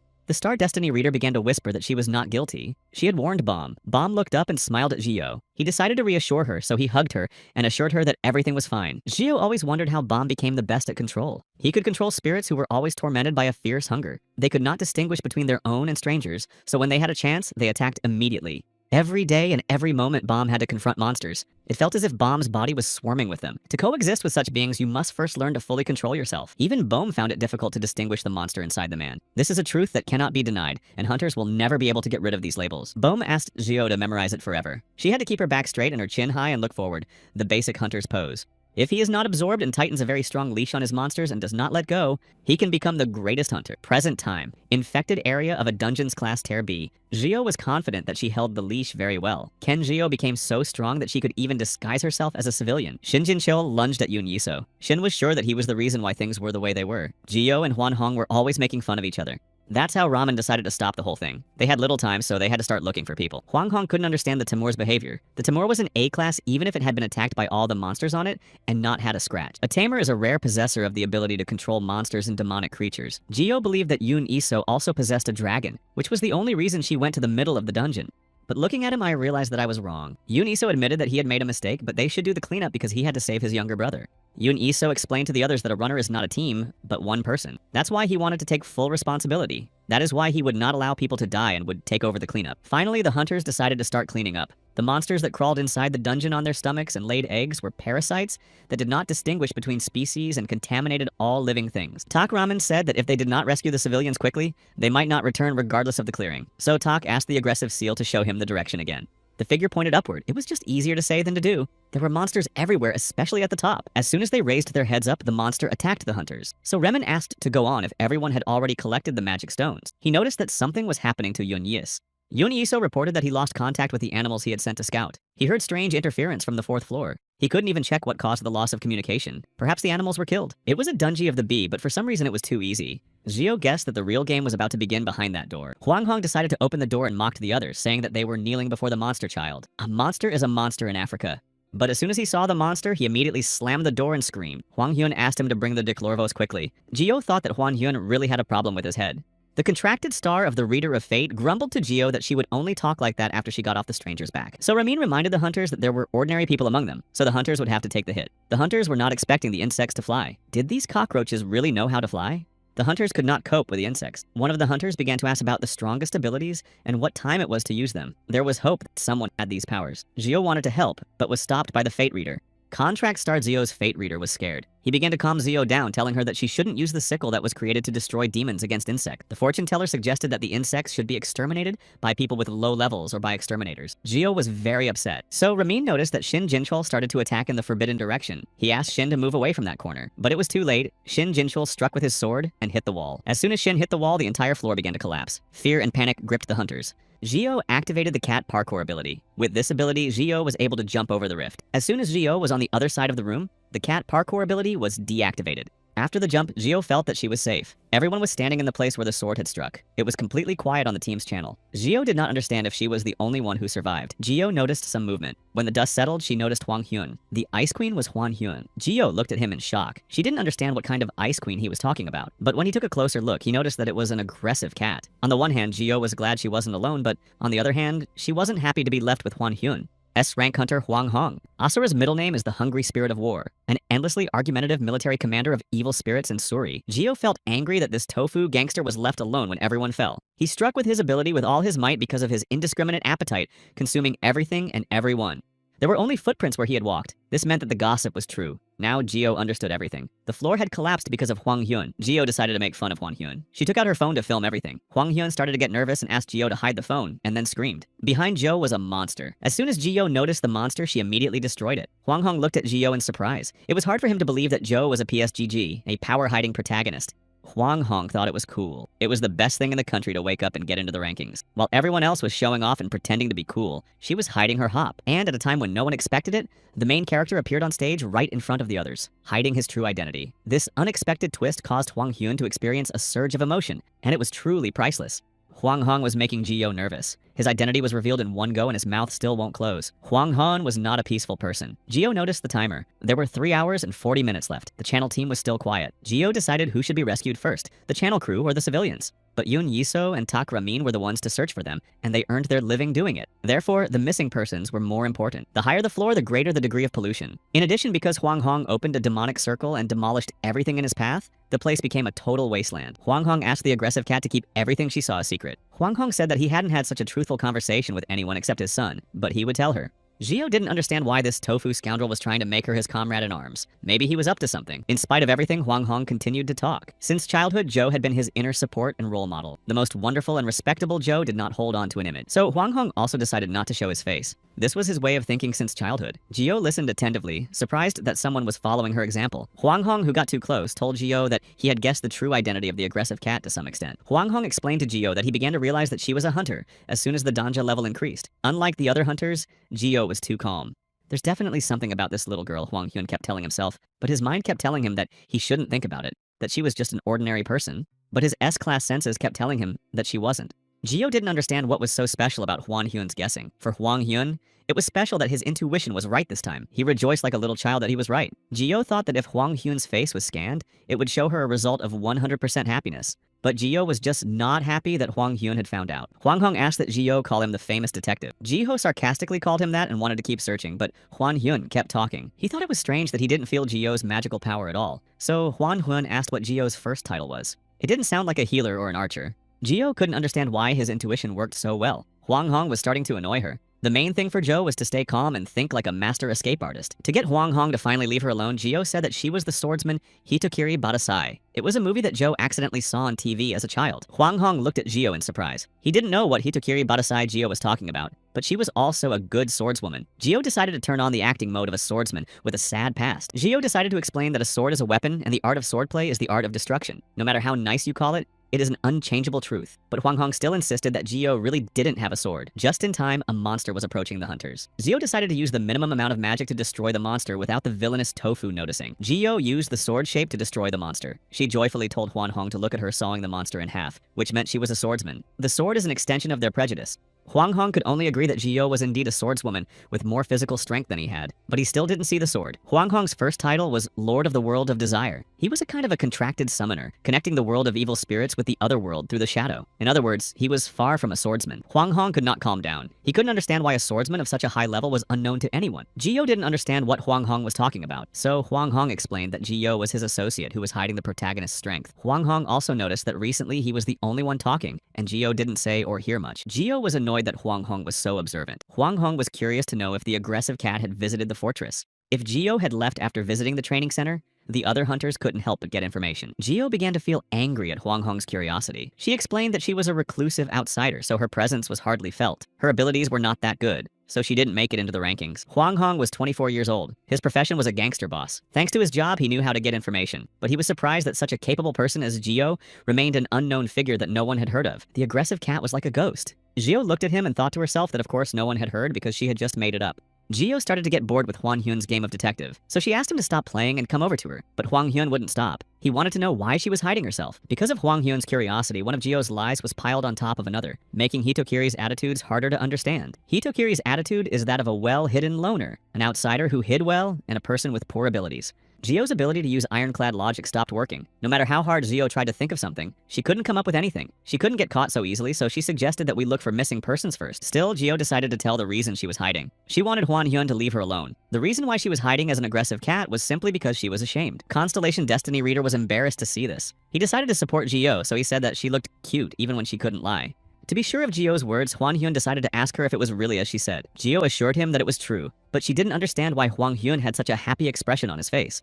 Huang Hong explained that because Geo was ashamed of a world where only fame was valued, the Hermit Master preferred to help people from the shadows, rather than seek fame. Geo stared at Huan Hyun in surprise. She couldn't figure out what she had said other than shame. Huang Hong was deeply impressed with Hitokiri Badasai. Geo noticed that Huang Hyun was very excited.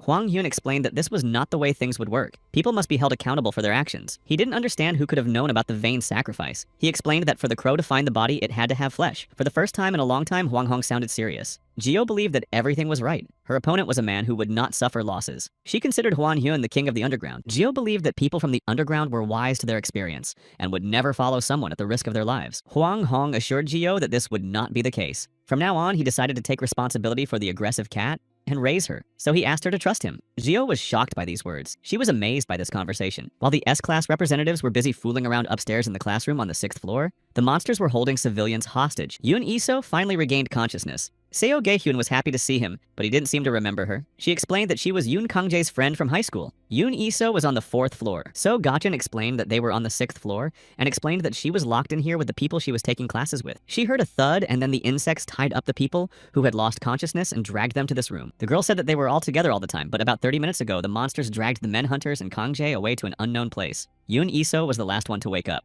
Yoon Iso knew that the parasite monsters wanted strong donors, so they thought that Yoon Iso didn't fit their criteria. Seo Gaehyun asked if there was anything Yoon Iso could do. He was a high-level runner from Channel 1. Yoon Iso explained that it was a very strong action restriction. Seo Gaehyun wondered if an A-class runner couldn't defeat a monster of Tier G because of the action restriction. Yoon Iso explained to her that it was Tier B. It had been a long time since the tier had changed. No matter how much Yoon Iso thought, he could not understand why there was no connection with his animal partner. A partner is called animal tamer. Called animals are divided into 3 types. Partner protector bird. The main calling of the animal is to do everything together with the tamer. A tamer without a partner is like a swordsman without a sword. Yoon Iso said with regret that his partner should have been with him. The monsters began to return. One of them began to approach Eunjung. Gaehyun started screaming and calling out for her friend. Yoon Iso asked Gaehyun to calm down so she wouldn't attract attention. The cobwebs covered the entire room. Yoon Iso explained that right now there shouldn't be any problems because people had already been dragged to Eunjung. Yoon Iso's pet striped snake began to chew on the web that bound Yoon Iso's hands. Gaehyun was surprised to see that Yoon Iso's hands were free. Yoon Iso explained that he had called on his pet to free his hands. Yoon Iso hurriedly untied Gaehyun's hands. They had to get out before the monsters noticed they were free, but Gaehyun didn't want to leave without her friends. Yoon Iso explained that Gaehyun's condition was serious. Even the mushroom appeared, which meant that the germs had spread throughout her body.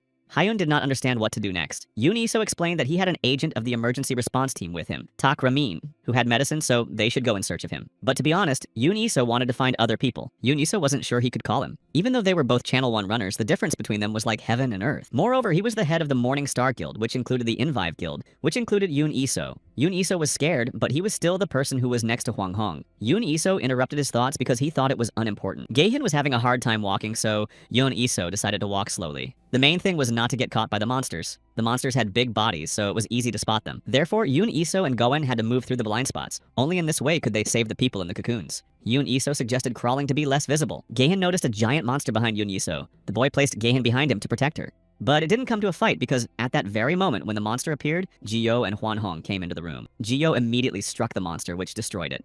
Yoon Iso and Gaehyun looked at Geo and couldn't understand what had just happened. But the glorious Huang Hong decided to explain everything himself. A long time ago, there was a Hitokiri who knew neither sword nor magic. Yoon Iso interrupted Huang Hong's story, explaining that if he did not wield a sword, He could not be Hitokiri, but Huang Hong continued his story. Hitokiri was desperate because of his lack of talent and spent every day in sadness.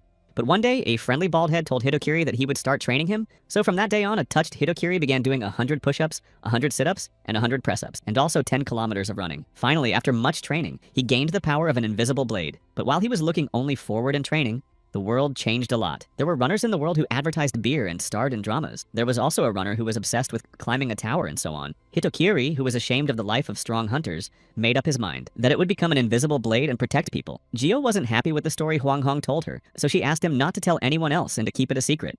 After long conversations and rescuing people from cocoons on the 6th floor, the group went to rescue other people who were dragged by the monsters to the breeding room on the 7th floor. So Ramin tried to split the cocoon from the inside, but his attempts did not work. It was very difficult to breathe in the cocoon. Tak Ramin could not hold his breath any longer. Jio saved him by releasing him from the cocoon, just in time. Jio had to keep using her power with a small amount of mana so that no one could find out who she really was. To Jio, it looked like she was carving Versailles into the side of a bean. Jio froze in place, thinking she was hearing the wailing at the burial of the fencers. Huang Hong couldn't understand what had happened to the aggressive cat. Instead of thanking him, Shin Jin Chul began to grumble and said in a dissatisfied voice that he could have saved them earlier. He was unhappy that he was covered in mucus and almost suffocated. Shin Jin Chul, as usual, began to speak rudely towards Yoon Yiso. He blamed him for everything. Yoon Iso's younger brother decided to stand up for him, but Yoon stopped him. Jio couldn't stand to look at the rascal Shin any longer. Jio began to say that Shin Jin Chul's behavior was disgusting. Shin Jin Chul got angry and started yelling at her. A fight ensued. Yoon Yiso looked at everything that was happening in amazement. A big man and a little girl. He should be able to deal with her quickly, but for some reason he couldn't. This strangeness was immediately noticed by everyone. So Ramin decided to stop the quarrel and reminded them that the cleanup was not over. There was 1 hour and 27 minutes left until closing time. The monsters were not destroyed, and the core was not destroyed either.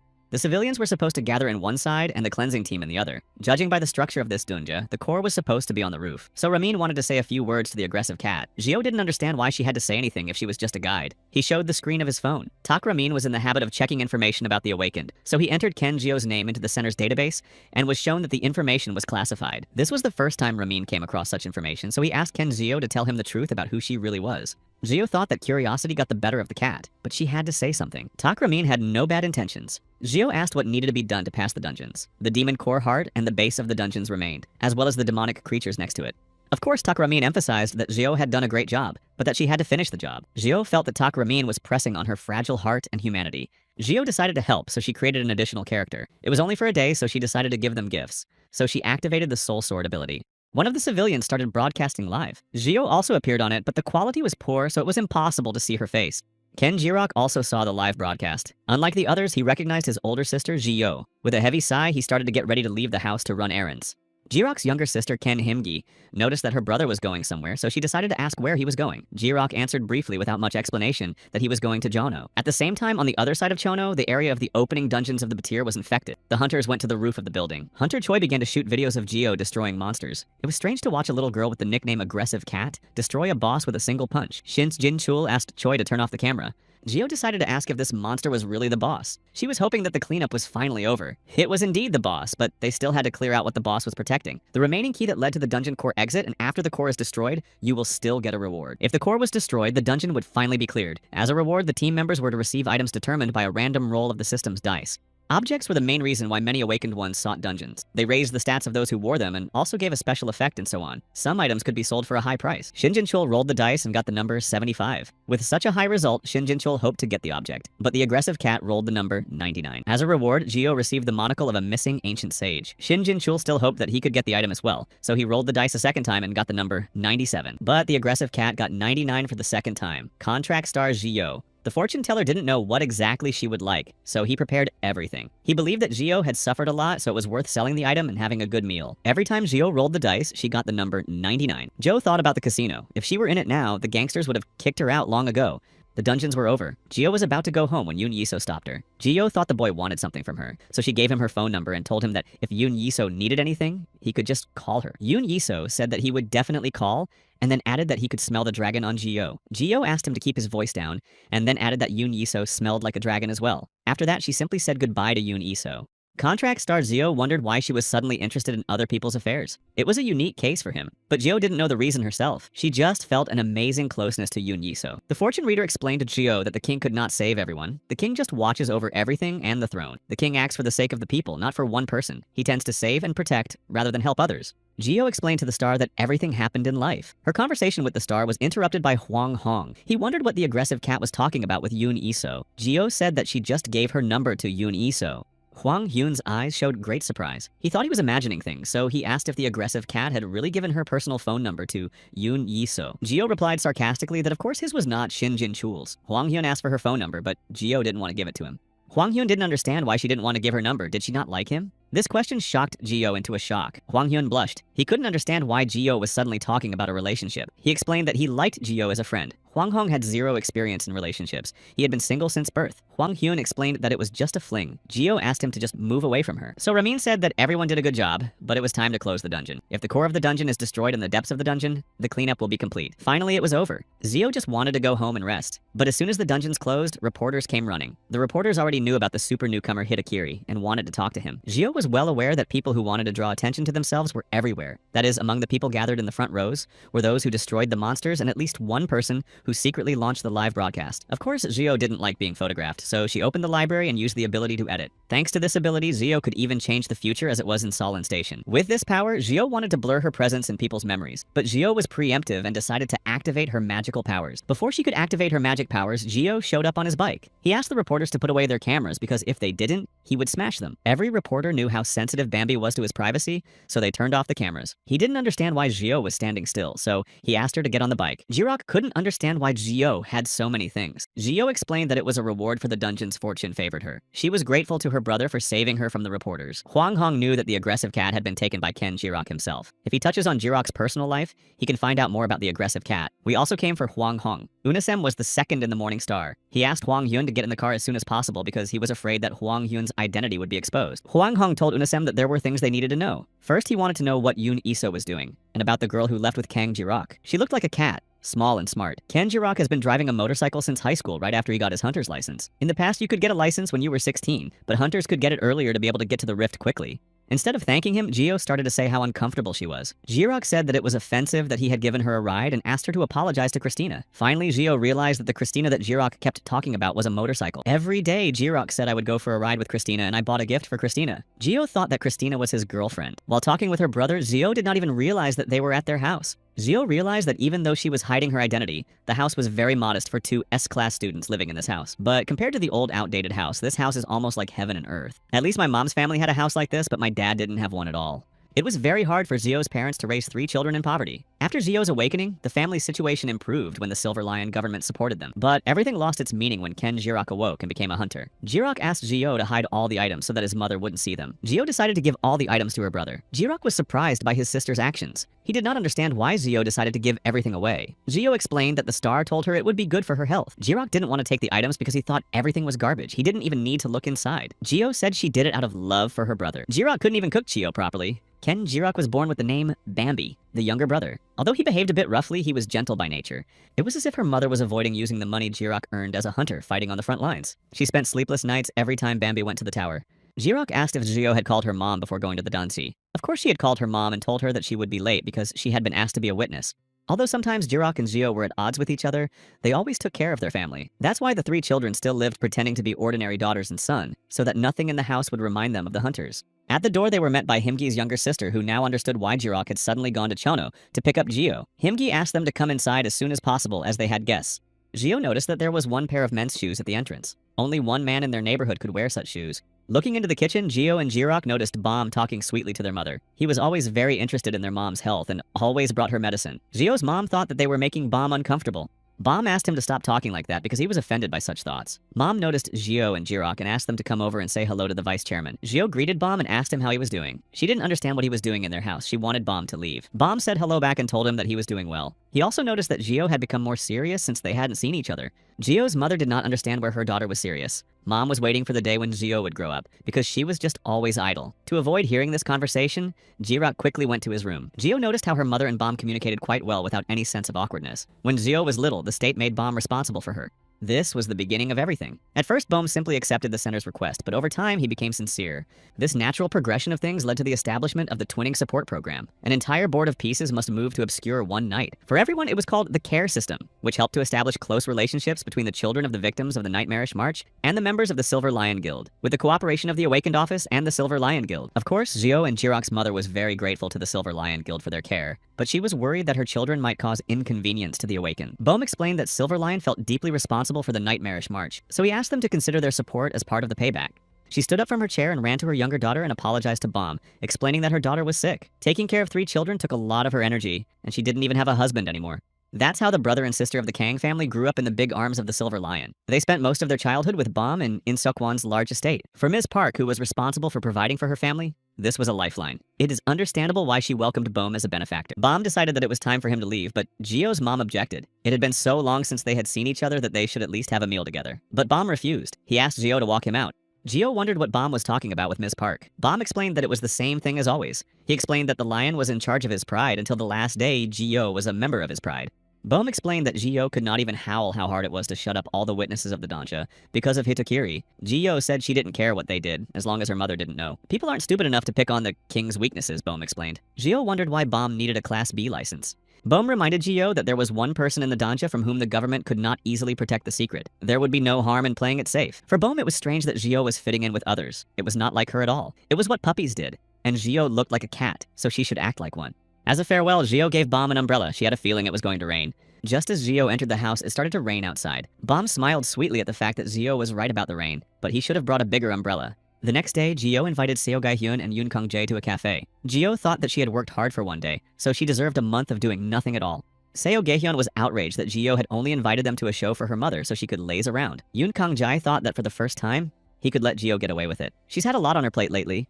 In all of her 20 years, Gio had only 3 friends: Sol Sarah, Jang Sado, and Jang Sena, unfortunate souls who were only connected to Gio because they went to the same kindergarten. The Cheongno Art University was closing after the opening of the Dansha, so Yoon Kang-jae was curious to know if Gio would change courses. Gahan couldn't calm down, so she kept talking in a high-pitched voice.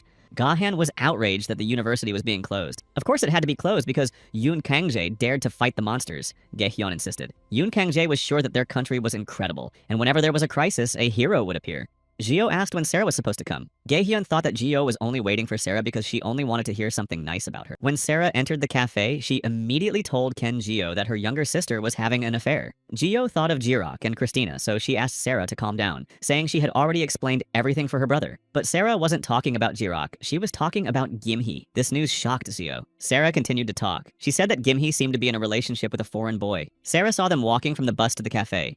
Ken Gio decided to leave the cafe. She was in her late 20s and had sisterly complexes. Gimhee's younger sister could be called Gio's treasure, an incredibly sick and constantly worrying treasure. When Gio was little, she was always wondering why her parents named her brother Gio and her sister Gimhee. Her mother explained that this choice of name was because Gimhee had a weak body. Her mother also explained to little Gio that other people said that if you gave a person an ancient name, that person would live a long and happy life. On January 1st, in the first month of the year, Gio was born. The same year, on December 31st, Jirok was born. Ken Chio was by nature a person with narrow boundaries. The place of the younger belonged to Jirok. 3 years later, Gimhee was born. She was a premature baby and was constantly hospitalized. Gimki constantly needed her mother's eyes and hands. Gimha was in pain again, so her mom decided to go to the hospital with her. Gio had to wait for her dad and be good. Because of her sister's constant illnesses, it was mostly their father who took care of Gio and Jirok. After her awakening, Gio grew up almost entirely under the Silver Lion's responsibility. She was not jealous or capricious because her sister took her mother away from her. Gio was not sensitive enough for that, and she did not feel a lack of attention from others. But if someone had asked if Gio was attached to Gimhee, she would have had a hard time answering. For Gio, Gimhee was like someone else's little sister. That's all she felt for her. If it wasn't for the day when Ken Gio was 13 years old. Gio received a call from her mother asking her to come home because Gimhee was sick. On the way home, Gio met some friends who were going to play the arcade. They invited Gio to go, but she refused because she had to go home. Gimhee said she was going to sleep so Gio could go with her friends.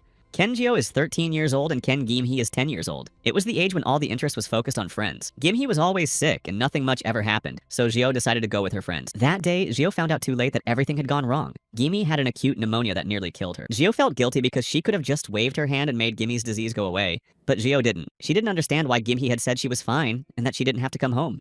Gimhee apologized to Gio for being scolded. Gio didn't understand why Gimhee didn't call her Ani. Gimhee said it was because she was not her younger sister. Gio and Jirok spent a lot of time together, and Gimhee was alone almost all the time. Therefore, the words of her younger sister had a strong smell of loneliness. This weight fell on her shoulders. It was on that day that Ken Gio became Ken Gimhee's older sister. Ken Gio was excited, but when she saw her sister lying on the couch, looking like a lioness in the savannah, her enthusiasm faded. Gimhee could not understand why her sister was pretending to be a cat again. Gio asked Gimhee who she had been corresponding with, but Gimhee was in no hurry to answer. She didn't understand why it mattered to her who and what her sister was doing. Gio asked Gimhee if she and her older sister would go shopping for the first time in a long time. The first thing Gimhee asked was how much money they could spend. Gio assured her that it would be a lot, but Gimhee asked to see proof. Gio took out someone else's credit card and showed it to her sister. After seeing the card, the girls went shopping. The Hunter's Market was a place where equipment for hunters was sold. It could be considered a small market because only items were sold here. But of the 3 huge markets in Country D, the Jeongdam Market contains many brands. So the Hunter's Market was no worse than a luxury shopping center. Only 3 floors were open to ordinary customers. The 4th floor and above were accessible only if accompanied by a hunter's license holder. Gimhee asked Gio what she thought of the perfume. She was surprised when her sister liked the scent, so she decided to take one of the perfumes.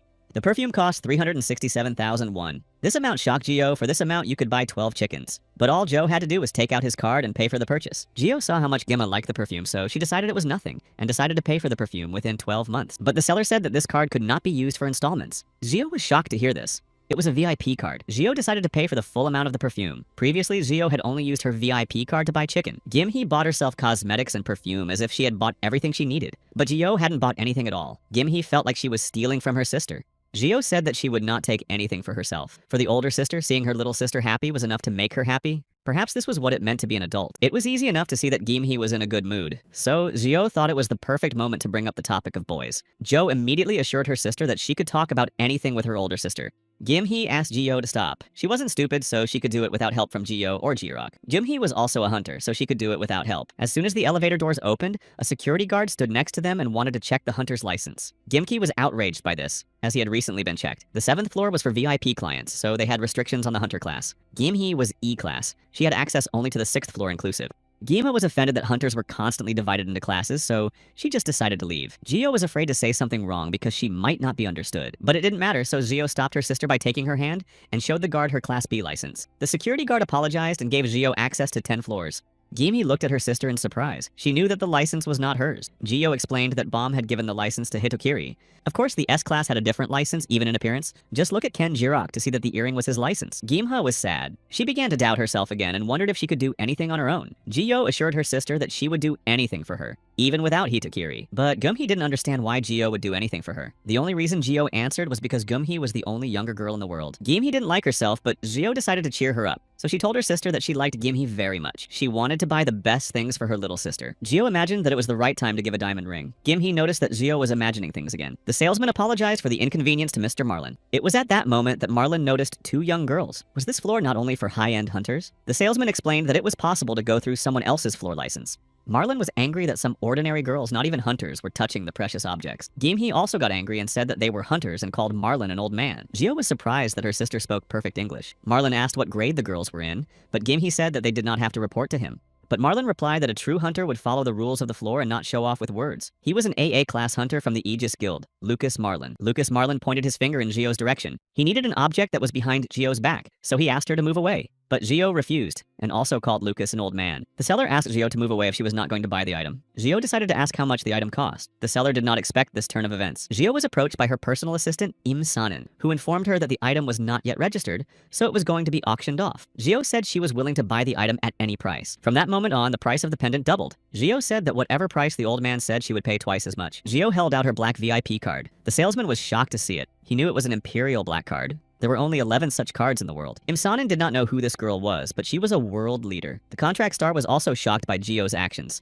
Either she spends millions or she's not ready to spend a cent at all. The fortune teller started to joke around with Gio, but she didn't like it, so Gio warned the star that if he continued to joke, she would simply terminate his contract. Gio decided to find out more about the pendant. It was a pendant of an ancient god with no name. If you wear it, the pendant will protect you from enemies. The potential abilities were sealed.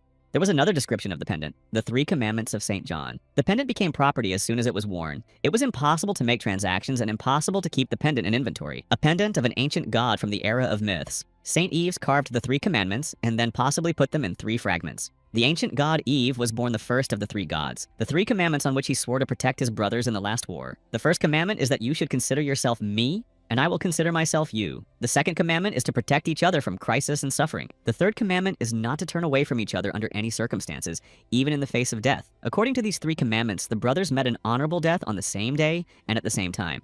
The first person to wear the pendant will be able to appoint a second and third user. When activating the item in accordance with the 3 commandments, it is possible to check the status among the wearers and share the location. In case of destruction, the instant invocation of the first carrier can be restored twice. The blessing of the Holy Spirit and honor. Increased vitality and firmness of willpower. Lucas Marlin immediately realized that the black card was Bomb from Silver Lion, so he decided to ask Geo directly what her relationship with Bomb was. The Aegis Guild was not happy that Lucas Marlin returned empty-handed. Did Lucas miss the target just after arriving in Korea? Lucas was assured that Timmy would be very happy to hear about it. He was very upset that he didn't come to Korea first, but Timothy didn't want to suffer from the press and he was abroad. Lucas suspected that Marimaldi was meeting with someone. This would explain why he was traveling separately from Timothy. Lucas also decided to ask if the girl was Korean.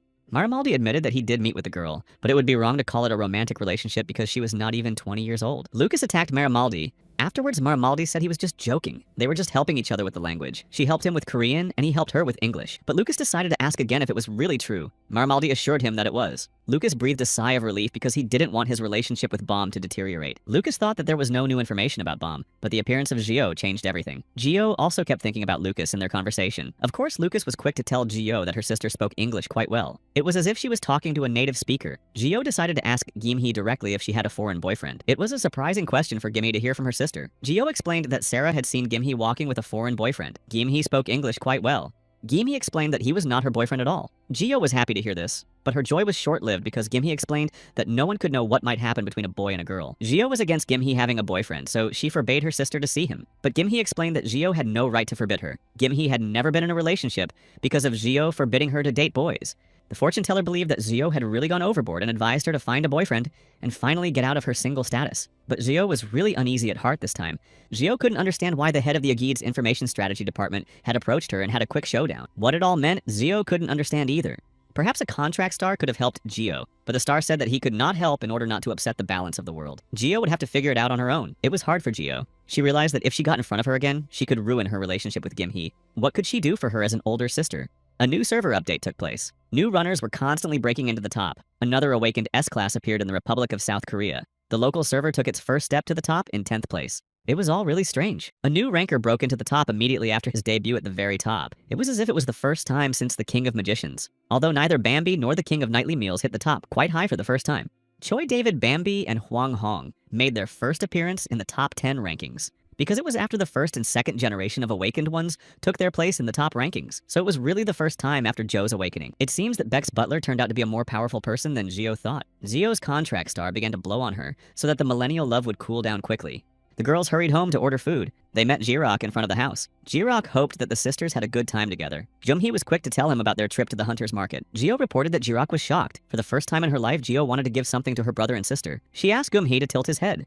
Jumhee really liked the pendant that Gio gave her. Gio asked Jirok to come over because he also had a pendant for her, but Jirok said he would wear the pendant himself. After all 3 of them put on the pendants, Gio recited all 3 commandments. From then on, they were bound to each other forever. Gio said that if one of them was in trouble, she would come to the rescue by breaking the pendant. Gio wanted to do everything for her brother and sister. It was only now that Gimhee realized that Gio was worried about what she had said. Jirok seems to be thinking only about the tower, because if Gio is really willing to do anything for them, then it's worth going to clear the Tower of Babylon. But Gio pretended not to hear anything. To understand the incident, we need to go back to the night when Gio said the 3 commandments. Late in the afternoon, Gio snuck into the kitchen to eat. She overheard her mother and the vice chairman talking.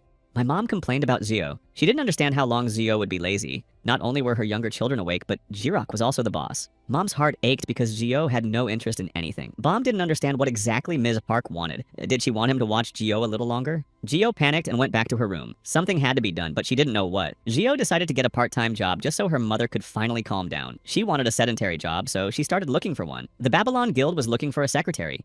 The next day, Gio came for an interview, but first they had to check her hunting license. It seems that the Babylon Guild was very popular because quite a few people came to work there. Gio had a Class B license, so she had to work in some higher position than a waiter. The Babylon Guild was quite noisy today. Someone also put on the scanner sound, which was constantly interfering. Finally, the results of the interview were announced. Gio failed the interview. While Gio was at the interview, an uninvited guest showed up at Jirok's office at the same time. The guest was unhappy that he had to wait for Jirok for a long time. Jirok believed that his guest had a lot of free time if he came without warning. The guest stood by the wine cabinet. Jirok was not yet 20 years old and already fond of alcohol. Jirok asked to put down the bottle of wine because it was for the guests, but he was also a guest. Jirok wondered why Jung Kilgon had come to see him. Jung Kilgon had come to talk about Baek Dohen. He wanted Baek to be in his guild. So, Jung Kilgon wanted Ken Jirok to give up the new hunter. They didn't even have the contract stamped yet. But Jirok explained that Baek Dohen himself wanted to talk to him personally. Perhaps everyone knew that in today's world, where all kinds of intrigues are rampant, Ken Jirok was able to grow up so quickly only because of Sasajong. Jeong Kilgaon insisted on his point. He believed that Jirok had stabbed his friend in the back. These words made Jirok angry, so he decided to remind Jeong Kilgaon whose territory he was on. Jeong Kilgaon behaved so brazenly only because he was offended by the behavior of a friend with whom he had studied for decades. Jong-il also wondered why Jirok was supposed to meet with Baek Do-hyun the day after tomorrow. Jirok explained that Baek Do-hai also had a meeting tomorrow. Jong Kilgaon noticed that the office was very noisy today. Jirok explained that the hunters were being interviewed. Their conversation was interrupted. Jirok was asked to go downstairs immediately. When Jirok came downstairs, he saw his sister Geo and asked her to follow him. Thus, Ken Jirok completed Ken Geo's first interview. Jirok's subordinates were surprised that this girl was really their director's older sister. They didn't look like each other at all. It was as if they were from different categories. Jirok couldn't understand what Geo was thinking. Geo decided to explain that her brother was always telling her about work, especially in front of Gim-ha.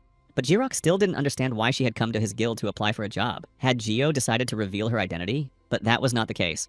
Geo explained that she would work either here or in Gangwon-do. But Geo didn't want to work in Gangwon-do. Jirok wondered what Geo would tell her mom, because even their mother knew that ordinary civilians were not hired in Babylon. So, mom finds out that Geo is also a hunter. Geo got an advertisement for civilians to work in Babylon. Jirok was shocked that his sister used magic to make this ad. Geo told her brother that Mrs. Park already knew everything. Thanks to the part-time job, Geo will be able to pay for her courses and become a good daughter. So her mother cooked Geo ribs and sent her to the interview.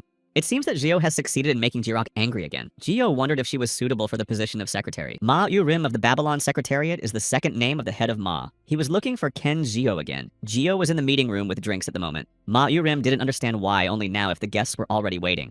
Her subordinates started joking that Geo was slow, but this joke made Ma Urim angry because work is no place for jokes. They were supposed to help Geo learn everything, not make fun of her. The co-workers started gossiping about how Geo got to work. Geo and Jirok were born the same year, so they were almost like twins. Jirok always protected his sister. Everyone thought that Geo was an ordinary person until they noticed her resume. Choi Seong-hae was interviewed together with Geo. All the employees were curious to know what it was like to be interviewed by the boss's sister. Seong-hae explained that even if Geo wasn't the boss's sister, she would have passed because she was very smart. As soon as Geo entered the room, Mao Reem immediately attacked her. He did not like the way the girl worked. He explained that even delivering tea and cookies was a serious and responsible job. Other employees did not understand why Ken Geo stayed in the meeting room. Did she really know the guest? Geo froze in place and did not know what to say. When Geo entered the room, Jirok asked her to say hello to the new employee of the Babylon Guild, Mr. Baek Dohen. Baek Dohen sat there in shock and did not know what to say to Kang Jo. It was hard to believe that Baek Dohen's paths had crossed with Ken Geo again, a star sword that protects order and justice from all evil. Had he really taken a sacred oath, and was he going to betray his star? The universe did not create this thing for him. He didn't refuse. On the contrary, he even agreed. It was absurd. He hadn't lost yet, so he should go back and complete the mission. What defeat meant to him? What kind of mission it was? Everything that he had to accuse and defend had already disappeared. He had nothing left, so he simply asked for a trial. But they refused to hold the trial. He had to complete his mission and fulfill what he had to do. All he had left was regret and hatred. Otherwise, he would not have bothered to come to this place after all he had seen. Everything was gone. He had nothing left. Baek Dohen's first encounter with Ken Jirok took place during the opening of a gate in the AG district. Baek was unable to repel the attack and fell to the ground, and Ken Jirok saved his life. Ken Jirok turned to Baek and asked him what grade he was in. Baek was in the B grade. Jirok could not understand what the boy's problem was and why he did not use the sword if Baek knew how to use it. Was Baek flying in the clouds?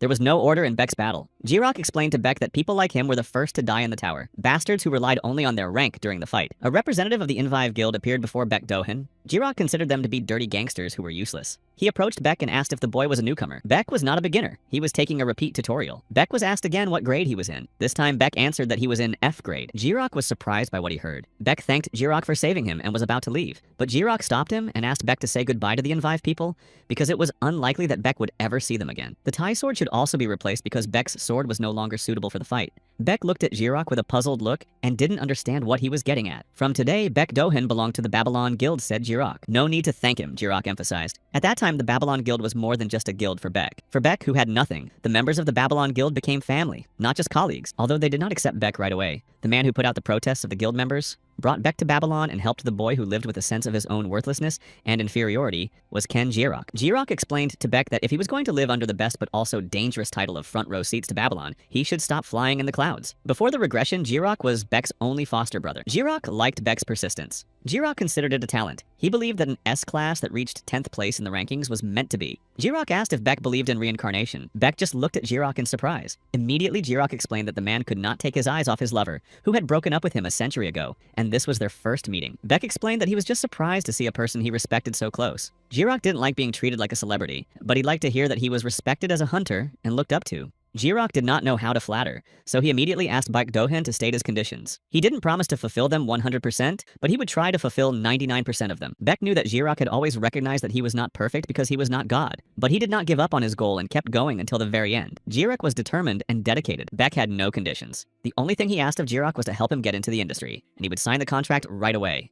But Beck wanted to tell him right away that he had seen the future, or rather fragments of the future. Jirok had just started to think he was normal. Beck knew it was hard to believe. Jirok didn't like snotty lies. Because a person ceases to distinguish reality from novels, as was currently the case with Beck, Jirok was sure that Beck didn't even know the universal law. It was hard for Jirok to believe that Beck was awarded the ability to see the future. Beck admitted that there was nothing worse than being fined by a worldwide law. After that, Beck told Jirok about his favorite doll that he used to play with as a child with his sisters. But Jirok lost it and told his mother that he gave it to a friend. The doll was actually in the attic under a box. Immediately after Beck's words, Jirok called Gimha and asked her to go to the attic. Gimhi was too lazy to go, but for the pizza, she agreed to do what her brother asked. Beck said that the doll was not on the edge, but a little further away. So Jirok asked his sister to put her hand between the cabinet and the drawer. A few seconds later, Gimhi told her brother that she had found Bambi the doll. Jirok was very surprised. In the near future, Beck said, his sister will be telling everyone about her find. Jirok wondered if Beck had seen the whole future, but Beck told him again that he only saw fragments that appeared spontaneously. Jirok did not understand why Beck was telling him this. But Beck explained that Jirok was in charge in Babylon, so he decided to inform them about this ability before he joined the guild. In the future, Beck could express his vision, which might contradict the guild members. So Beck wanted at least Jirok to know about his ability. Jirok thought Beck was very suspicious and had a bad feeling about him, but for some reason he took a liking to Beck, and it was strange. From Beck's words, Jirok realized that they were close. This meant that he had accepted Beck from the future. Jirok gave the contract to Beck to finally sign it and imprint his mana well. Jirok trusted Beck only because Beck looked confident in his knowledge. Beck read in the contact that a friend's blood is hot and an enemy's blood is cold. Jirok was surprised that Beck even knew the transformation rune. Beck had not signed such documents for a long time and hoped to cooperate with Jirok. Beck said that he had changed his mind about the condition. He had one condition. He wanted to call Jirok by his first name. Jirok thought Beck was arrogant. Beck explained that he was 25 years old and Jirok was younger. Jirok had only one option, to agree to the condition that Beck signed the contract. At such an important moment, Gio came into the office and brought coffee. Jirok felt uncomfortable. He asked himself only one question. Why did Joe come in at that moment? Beck also asked himself the same question. What was Joe doing in this place? After a bit of a stir, Jirok noticed that the staff was strange, but Beck assured him that he was fine with it. After that, Beck asked when the next sweep was planned.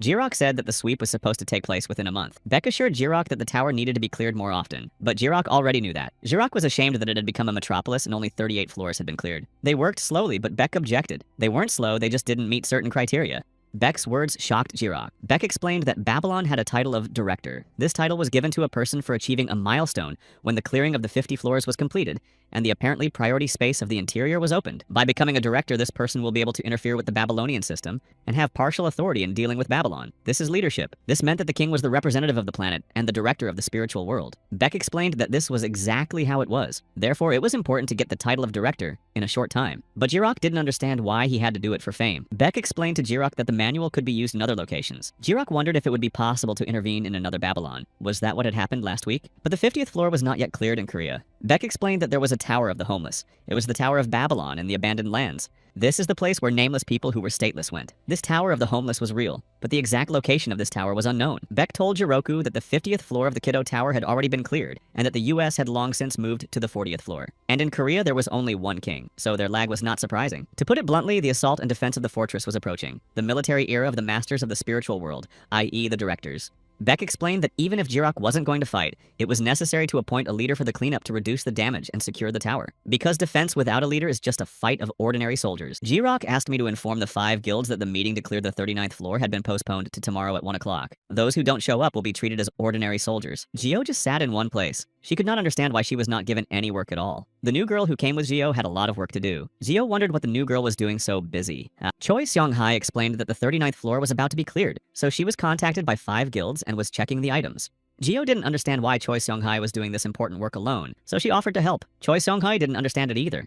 Choi Seong-hae was told that there were not enough workers. During the busiest period, they were dealing with several tasks at the same time, so even she got the job. An employee with a low position. Jio looked at her empty desk and felt sad. Choi Seong-hae explained that Jio had a higher position, so they probably had more responsible work for her. Mr. Ma approached Jio and said that Jio looked tired, so he asked her to go for coffee. For Jio, it sounded like this. Ma'am, if you are bored, you can enjoy a refreshing latte at the coffee shop. Stop being so lazy and at least buy some coffee for Sanbei the drone. Jio thought the boss was a gorilla who was too rude. Jio was responsible for the task, so she went to get coffee for Boss Ma. But that's not what he meant. While Jio was waiting for her coffee to be made, she noticed Baek Do-hyun on the news. She didn't know if it was a coincidence or perhaps fate, but she kept coming across him. Jio became interested in Baek Do-hyun's personal story. The contract star noticed that Jio was always interested in those who caused problems. It could have been ignored, but it was connected to the pendant of Eva, so Jio was calm, because she left it in a safe place. Jio was sure that even a critical situation would be resolved if the King of Mages showed where the crayfish hibernated. Jio reached out to her contract star, but he did not respond. Jio tried to contact him, but it was all in vain, so Jio decided to come out and open up about the stigmas.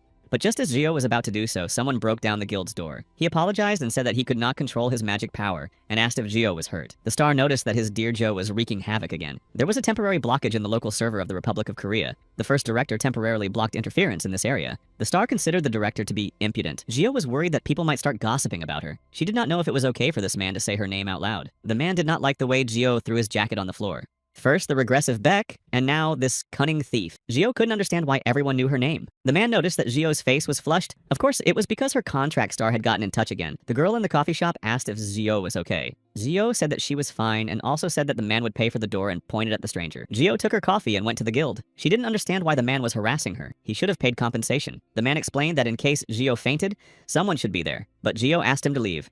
The man explained that he was worried about Jio, but Jio wondered if they knew each other. The man said that he knew her and told her that she should ask how he knew her. Jio had 5 options for how this man knew her. First, he was a regressor. The second was a reincarnator. The third was he was in a book. The fourth was that he was omniscient. The fifth was that this man was a crazy stalker. There were indeed many options. The man called the 6th option fate. This stranger began to annoy Jio and she was drawn to him. It was really very strange. Jio felt some uncharacteristic feeling of sadness. Jio did not understand what was happening. It was as if a stranger was doing something to her. She asked what he was doing. She could have killed him for that. The man asked Jio what was wrong and if she missed him. Activation of the constellation's characteristic ability by the head of the library, Ken Jio. Jio asked the man his name. Guido Marmaldi, the man replied. Jio wanted to conduct documentation on Guido Marmaldi, but there was no documentation for this object. The job was a failure. The man knew that Jio was unable to carry out the documentation. He told her that she did not need this book. He would tell her everything himself. Guido Marmaldi said that he belonged to the Aegis Guild. He was officially ranked 9th in the world rankings. The American is from the south of Italy. In Babylon and around the world, he was called the Tamer. Jio was surprised. Guido Marmaldi said that everyone saw him as a lover and it all started with the sense of smell. He asked whose scent Jio was smelling, after which Guido said that they would meet again and disappeared into the crowd. She could not do anything. Mana reacted according to a certain law. When faced with a strong opponent, she would attack before Jio could realize the situation. But there was not the slightest danger from Guido Marmaldi. Jio felt tired. She believed that it was because the fortune teller was missing and not because of the Keto Fox. Star asked Jio to stop closing stigmas or she would get hurt. A girl approached Jio's desk and asked if Jio knew who she was. Do-mi is Bambi's left hand, the first tanker of the Babylon Guild, 28th in the country's ranking. Jio replied that Do-mi was a friend of their friend Gim Gim. Do-mi was surprised that Jio was also an Instagram user and asked if she could be on a first-name basis with Joe. But Jio didn't use Instagram, so she allowed her to be on first-name term. Do-mi approached Jio because of the key that Jirok had asked her to give him. It was a sapphire key that Jirok had asked her not to lose. The key was to a warehouse that only the core members of the guild and the royal family had access to.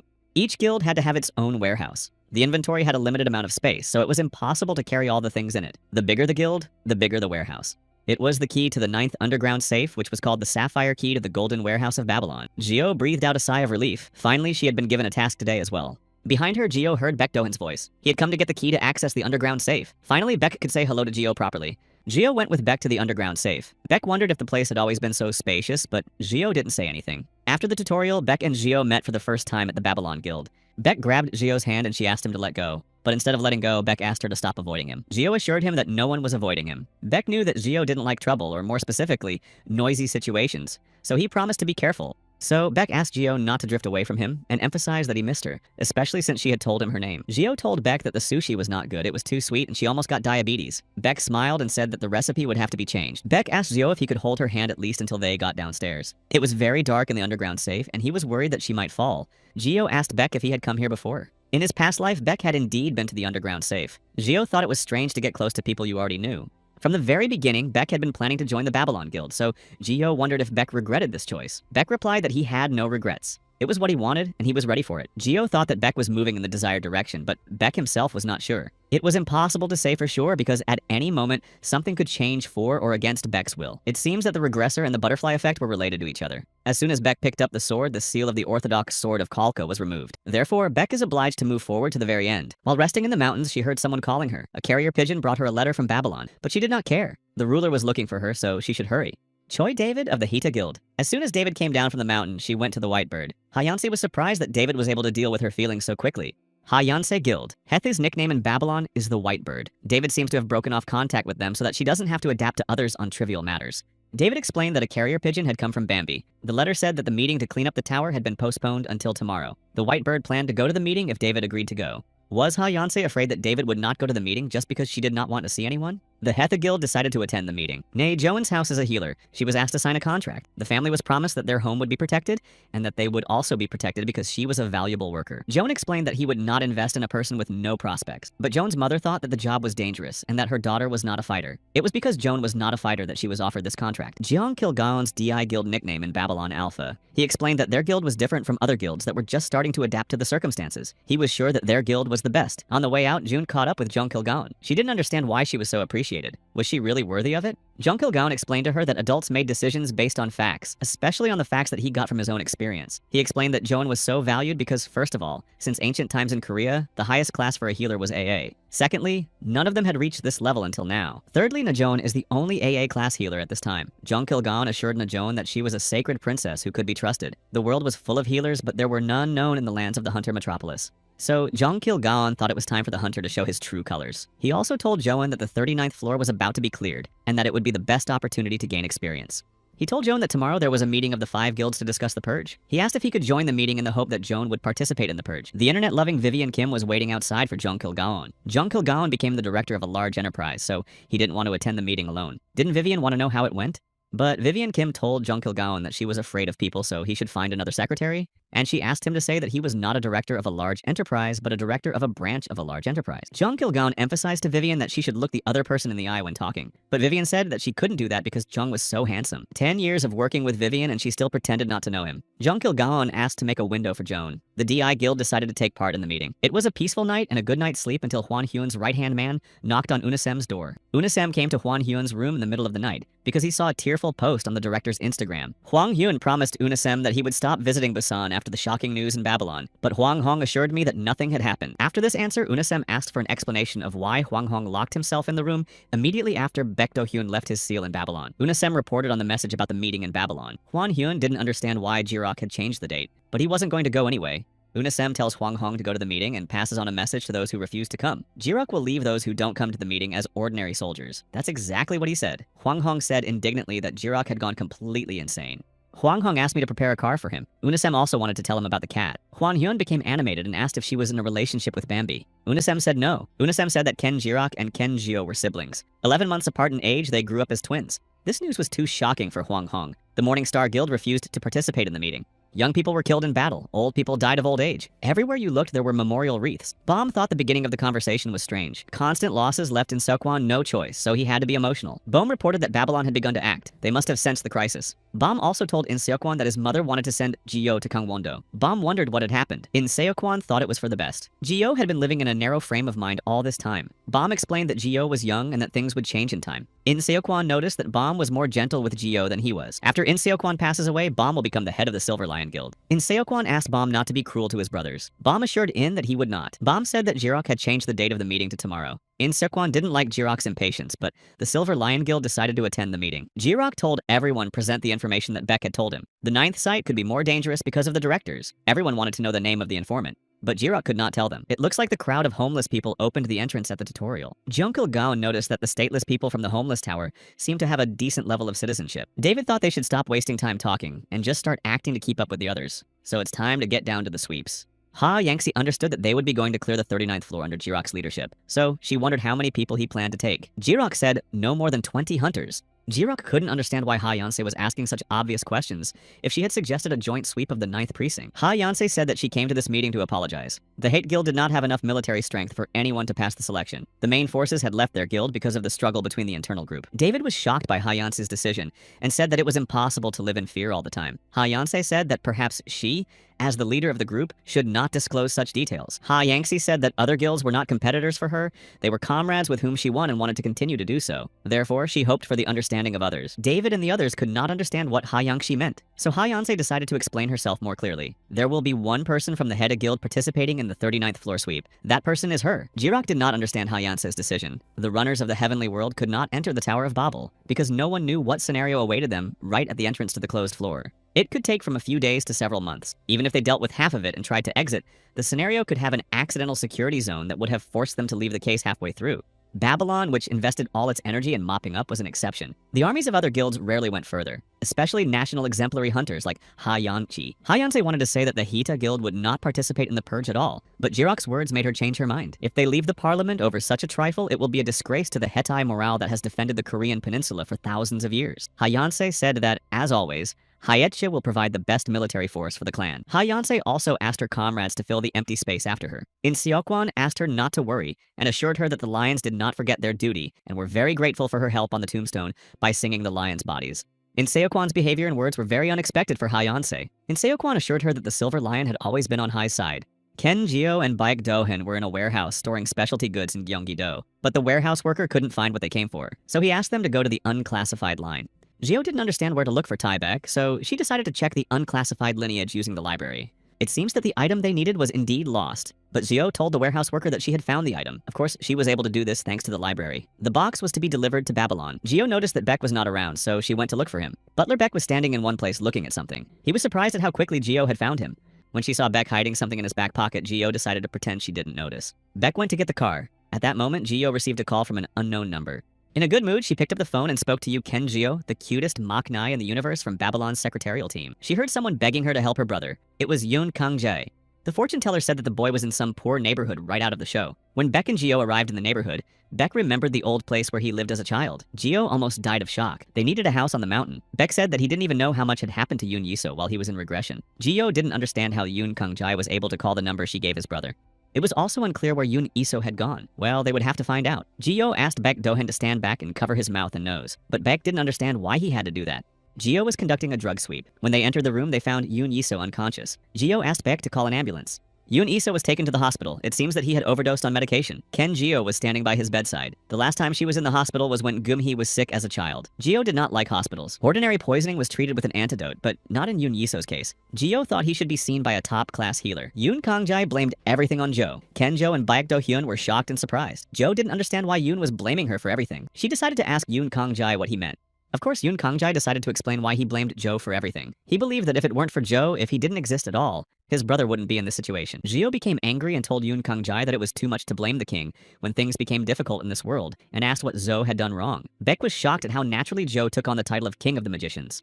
Yoon Kang-jae began to cry. He knew his brother was not who he said he was. Jo decided to calm Yoon down. He shouldn't have cried because he hated Jo, but Yoon Kang-jae did not calm down. He considered himself a fool for not wanting to believe it, and hoped that eventually Yoon Yiso would reveal his identity and admit that he was Jo, who just decided to keep quiet about it. But Yoon Kang-jae kept turning a blind eye and not listening to his brother. Every day he would ask him if he was Jo. Everyone knew that the Black Dragon had one master, but Yoon Yiso kept telling his brother that he was not Jo. The very young Yoon Kang-jae believed that he had brought his brother to such a state. Yoon asked Jio for help. He was saddened that Yoon Iso had been living like a slave for 6 years since high school, following the orders of scoundrels. Jio wondered why he asked her for help. Yoon Kang-jae said that Jio was a strong person and asked her to call her. Jio recalled the first time she met Yoon Yiso. It was hard for Jio to understand why Yoon Yiso had sent this schoolboy to her. He was nothing but trouble. The fortune reader mockingly said that Jio had been dealing with a lot lately. Jio decided to help them. She asked Yoon Kang-jae to choose one thing, rescue or revenge. Yoon Kang-jae initially decided to choose rescue, but after a few seconds he changed his mind and said he wanted revenge. The next day, early in the morning, Jirak was going to the cleanup. His mom was very worried about him. She asked him to remember to eat and to take care of himself. The worst days for her were when Jirak went to the tower for a sweep. On those days, his mother could not just live in peace. Jirak promised his mother that he would return very soon. Outside, Jio was waiting for him. At first, Jirak thought she wanted to go to the tower with him, but Jio came out because she also needed to go to a place. Jirak asked his sister to take care of the family while he was away. Jio asked for a ride to Pangae. Jirak wondered why she needed to go there. Jio explained that Beck, the butler, asked her to come over. a cafe in the Techno Valley of Pangae. As soon as Geo came to see Bayek, she asked him a question about the fact that he was not actually a regressor. He went to Sinpudan to destroy the enemy's organization. In Geo's opinion, this was not cool at all. In novels, people from other dimensions usually fly in helicopters and visit America, but Beck spent 2,451 on the fare and did not break in, but simply sat motionless in a cafe. Beck explained that he was close to Pangi, so he decided it would be more effective. If he went in now, they would be exposed. Geo wasn't sure they were in the right place. The sign of this place said otherwise. The research center was written on the sign. Beck thought the same thing at first, but he was sure they were in the right place. The owner of the cafe remembered Yun Iso well, Invive Guild, to which Yun Iso belonged. Once upon a time, this guild was quite large and among the best in the country. But 10 years ago, during the Nightmarish March, which arose from a large-scale breakthrough and became the nightmare of all citizens, their guild went under, abandoning their hunting duties. At that time, Invive had a base in Yijongbu. This territory was under their command, so they had to fight on the front lines defending the gate. When the second-degree explosion of the fault engulfed Yijongbu, the Hethe Guild single-handedly saved all the residents. After this tragedy, the announced results of the judicial investigation made the picture even worse. Important faces of the guild reported that the gap appeared immediately when the gate was breached, which sent the people into a rage. A press conference with an apology was completely useless. It was considered a complete failure for the guild. However, the king of nightly meals from the Morning Star picked up this large organization and helped to raise the weakened Invive. Beck Doheny believed that this was a real stroke of luck for Invive. The young gangster who looked only at power naturally joined the process of uniting with the underground empire. Only 5 years have passed since their debut. Huang Hong's Morning Star managed to enter the top 5 guilds. The problem was that only Huang Hong's name was involved in the case. Beck suspected that the entire Morning Star was involved in this incident. If this was true, the case became more complicated. Baek Dohan asked Jo if she knew that Yun Yiso had a contract with a fairy dragon. Of course she knew because his younger brother had shown her dragon scales. Beck had also seen another black dragon before his regression. Taking the stamp out of his pocket, Beck explained that it was the brand of a medicine he had found in Don Tan's warehouse. The raw material for this medicine was a fantastic fairy dragon, the second black dragon Beck had seen before. It's a good thing that the medicine was only at the manufacturing stage. It was a stimulant, but only in name. In reality, it was a drug. Manumission was known as the liberation of slaves. This stimulant was also called a medicine for liberation. The Liberation Squad was an international terrorist group belonging to Kiddo. Kiddo clearly influenced the creation of manumission. It is likely that the incidents that will take place in the future will also have his presence. Beck knew that Kiddo was a member of the Liberation Squad, but Beck did not expect that manumission was connected to Invive. Before the regression, Beck was unable to find a connection between the two organizations. The powder that Geo and Bayek found in Yun Yiso's apartment was a special powder made from the wings of a fairy dragon. The fairy dragon wing powder had the effect of making a person forget about suffering and reality. A small dose will not be harmful, but if you inhale this powder for a long time, your body and soul will fall into a dangerously weakened state. Geo never imagined that people would invent drugs during the dragon hunt. The fortune teller noticed that when they met, greedy people were possessed by an unusual curse that did not bode well. After a long time in the cafe, it was time for Geo and Beck to leave. In the parking lot, Geo realized that it was not just a parking lot. There were about 4 more floors under it. Beck noticed that the place was covered tightly with mana. Normally, an ordinary object would be enough to check. Beck and Geo decided to go downstairs and check it out. But when they got to the elevator, they noticed that there was no button to go down. Beck said that now they were sure that this place was definitely hiding a dungeon. Geo felt the dragon's roar. Beck wondered if this roar was related to fear. A loud roar that scared away weak creatures was called dragon fear. But now Geo could hear the dragon's cry. It was the dragon's last plea for salvation, calling to his fellows before he died. There was a fairy dragon in this dungeon. Ken Geo's dragon destiny began in childhood. She wanted to draw a dragon, but she couldn't do it. The library's skill level was insufficient. The materialization of the red dragon was a failure. The red dragon of the apocalypse, based on the Bible, could really exist. If Geo really wanted to materialize the dragon, she could go ahead. But the Fate Reader asked her to abandon the idea and go to the Tower of Babel instead. But Geo didn't want to go to the tower and began to be capricious. She thought the Fate Reader was a fraud. He explained to Geo that data materialization was different, and dragons were not weapons. Geo didn't want to give up, so she decided to keep going. She went to the library to borrow a book about dragons. After leafing through the pages of books for a long time, Geo finally found a dragon she really liked. She decided to materialize it in order to raise a great king, because Geo believed that the bigger the dragon, the cuter it would be. After many attempts, Geo failed. Of course, she was upset, but she realized that the lack of something did not mean that it was impossible to do. So Geo decided that she just needed to specify the size of the thing. So Geo immediately began a new attempt at materialization. She said that the dragon was small and lonely, and not really that strong and impressive. He didn't need eternity. He only needed someone to be with him. Finally, Geo managed to create the first living creature on the server. The cruel avenger Niddig was born. The first title, King of Mages, blossomed. Geo was happy. She noticed a tiny dragon in front of her and hugged it. This was the first birth of the first friend and family member of the King of Magic. Kiddo wanted to go to the Panji neighborhood in Seoul, but Kiddo's director did not belong to this neighborhood, so access was denied. Kiddo noticed that Korean Babylon was very diligent. The canal in this area did not have a local director, so the security stage of the Pangi Canal changed from level 5 to level 3. Logging into the system as a limited manager began. The level of the director was low, so the changes in the settings were temporary. Kiddo realized that he still had few rights, but it was enough for now. He wondered what Joe would do this time. Beck and Geo entered the dungeon. The invaders were spotted in Sector B5 of the research center. Beck had always believed that dragons were regressive animals and that the government protected them.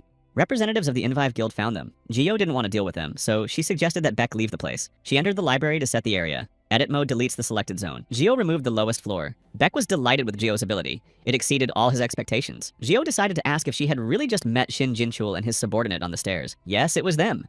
Of course, Zio told Beck that her contract star said the villains were from the Invive Guild. Beck was surprised at how freely Zio spoke to the Fate Reader. It seemed to him that the Fate Reader and Zio were really close.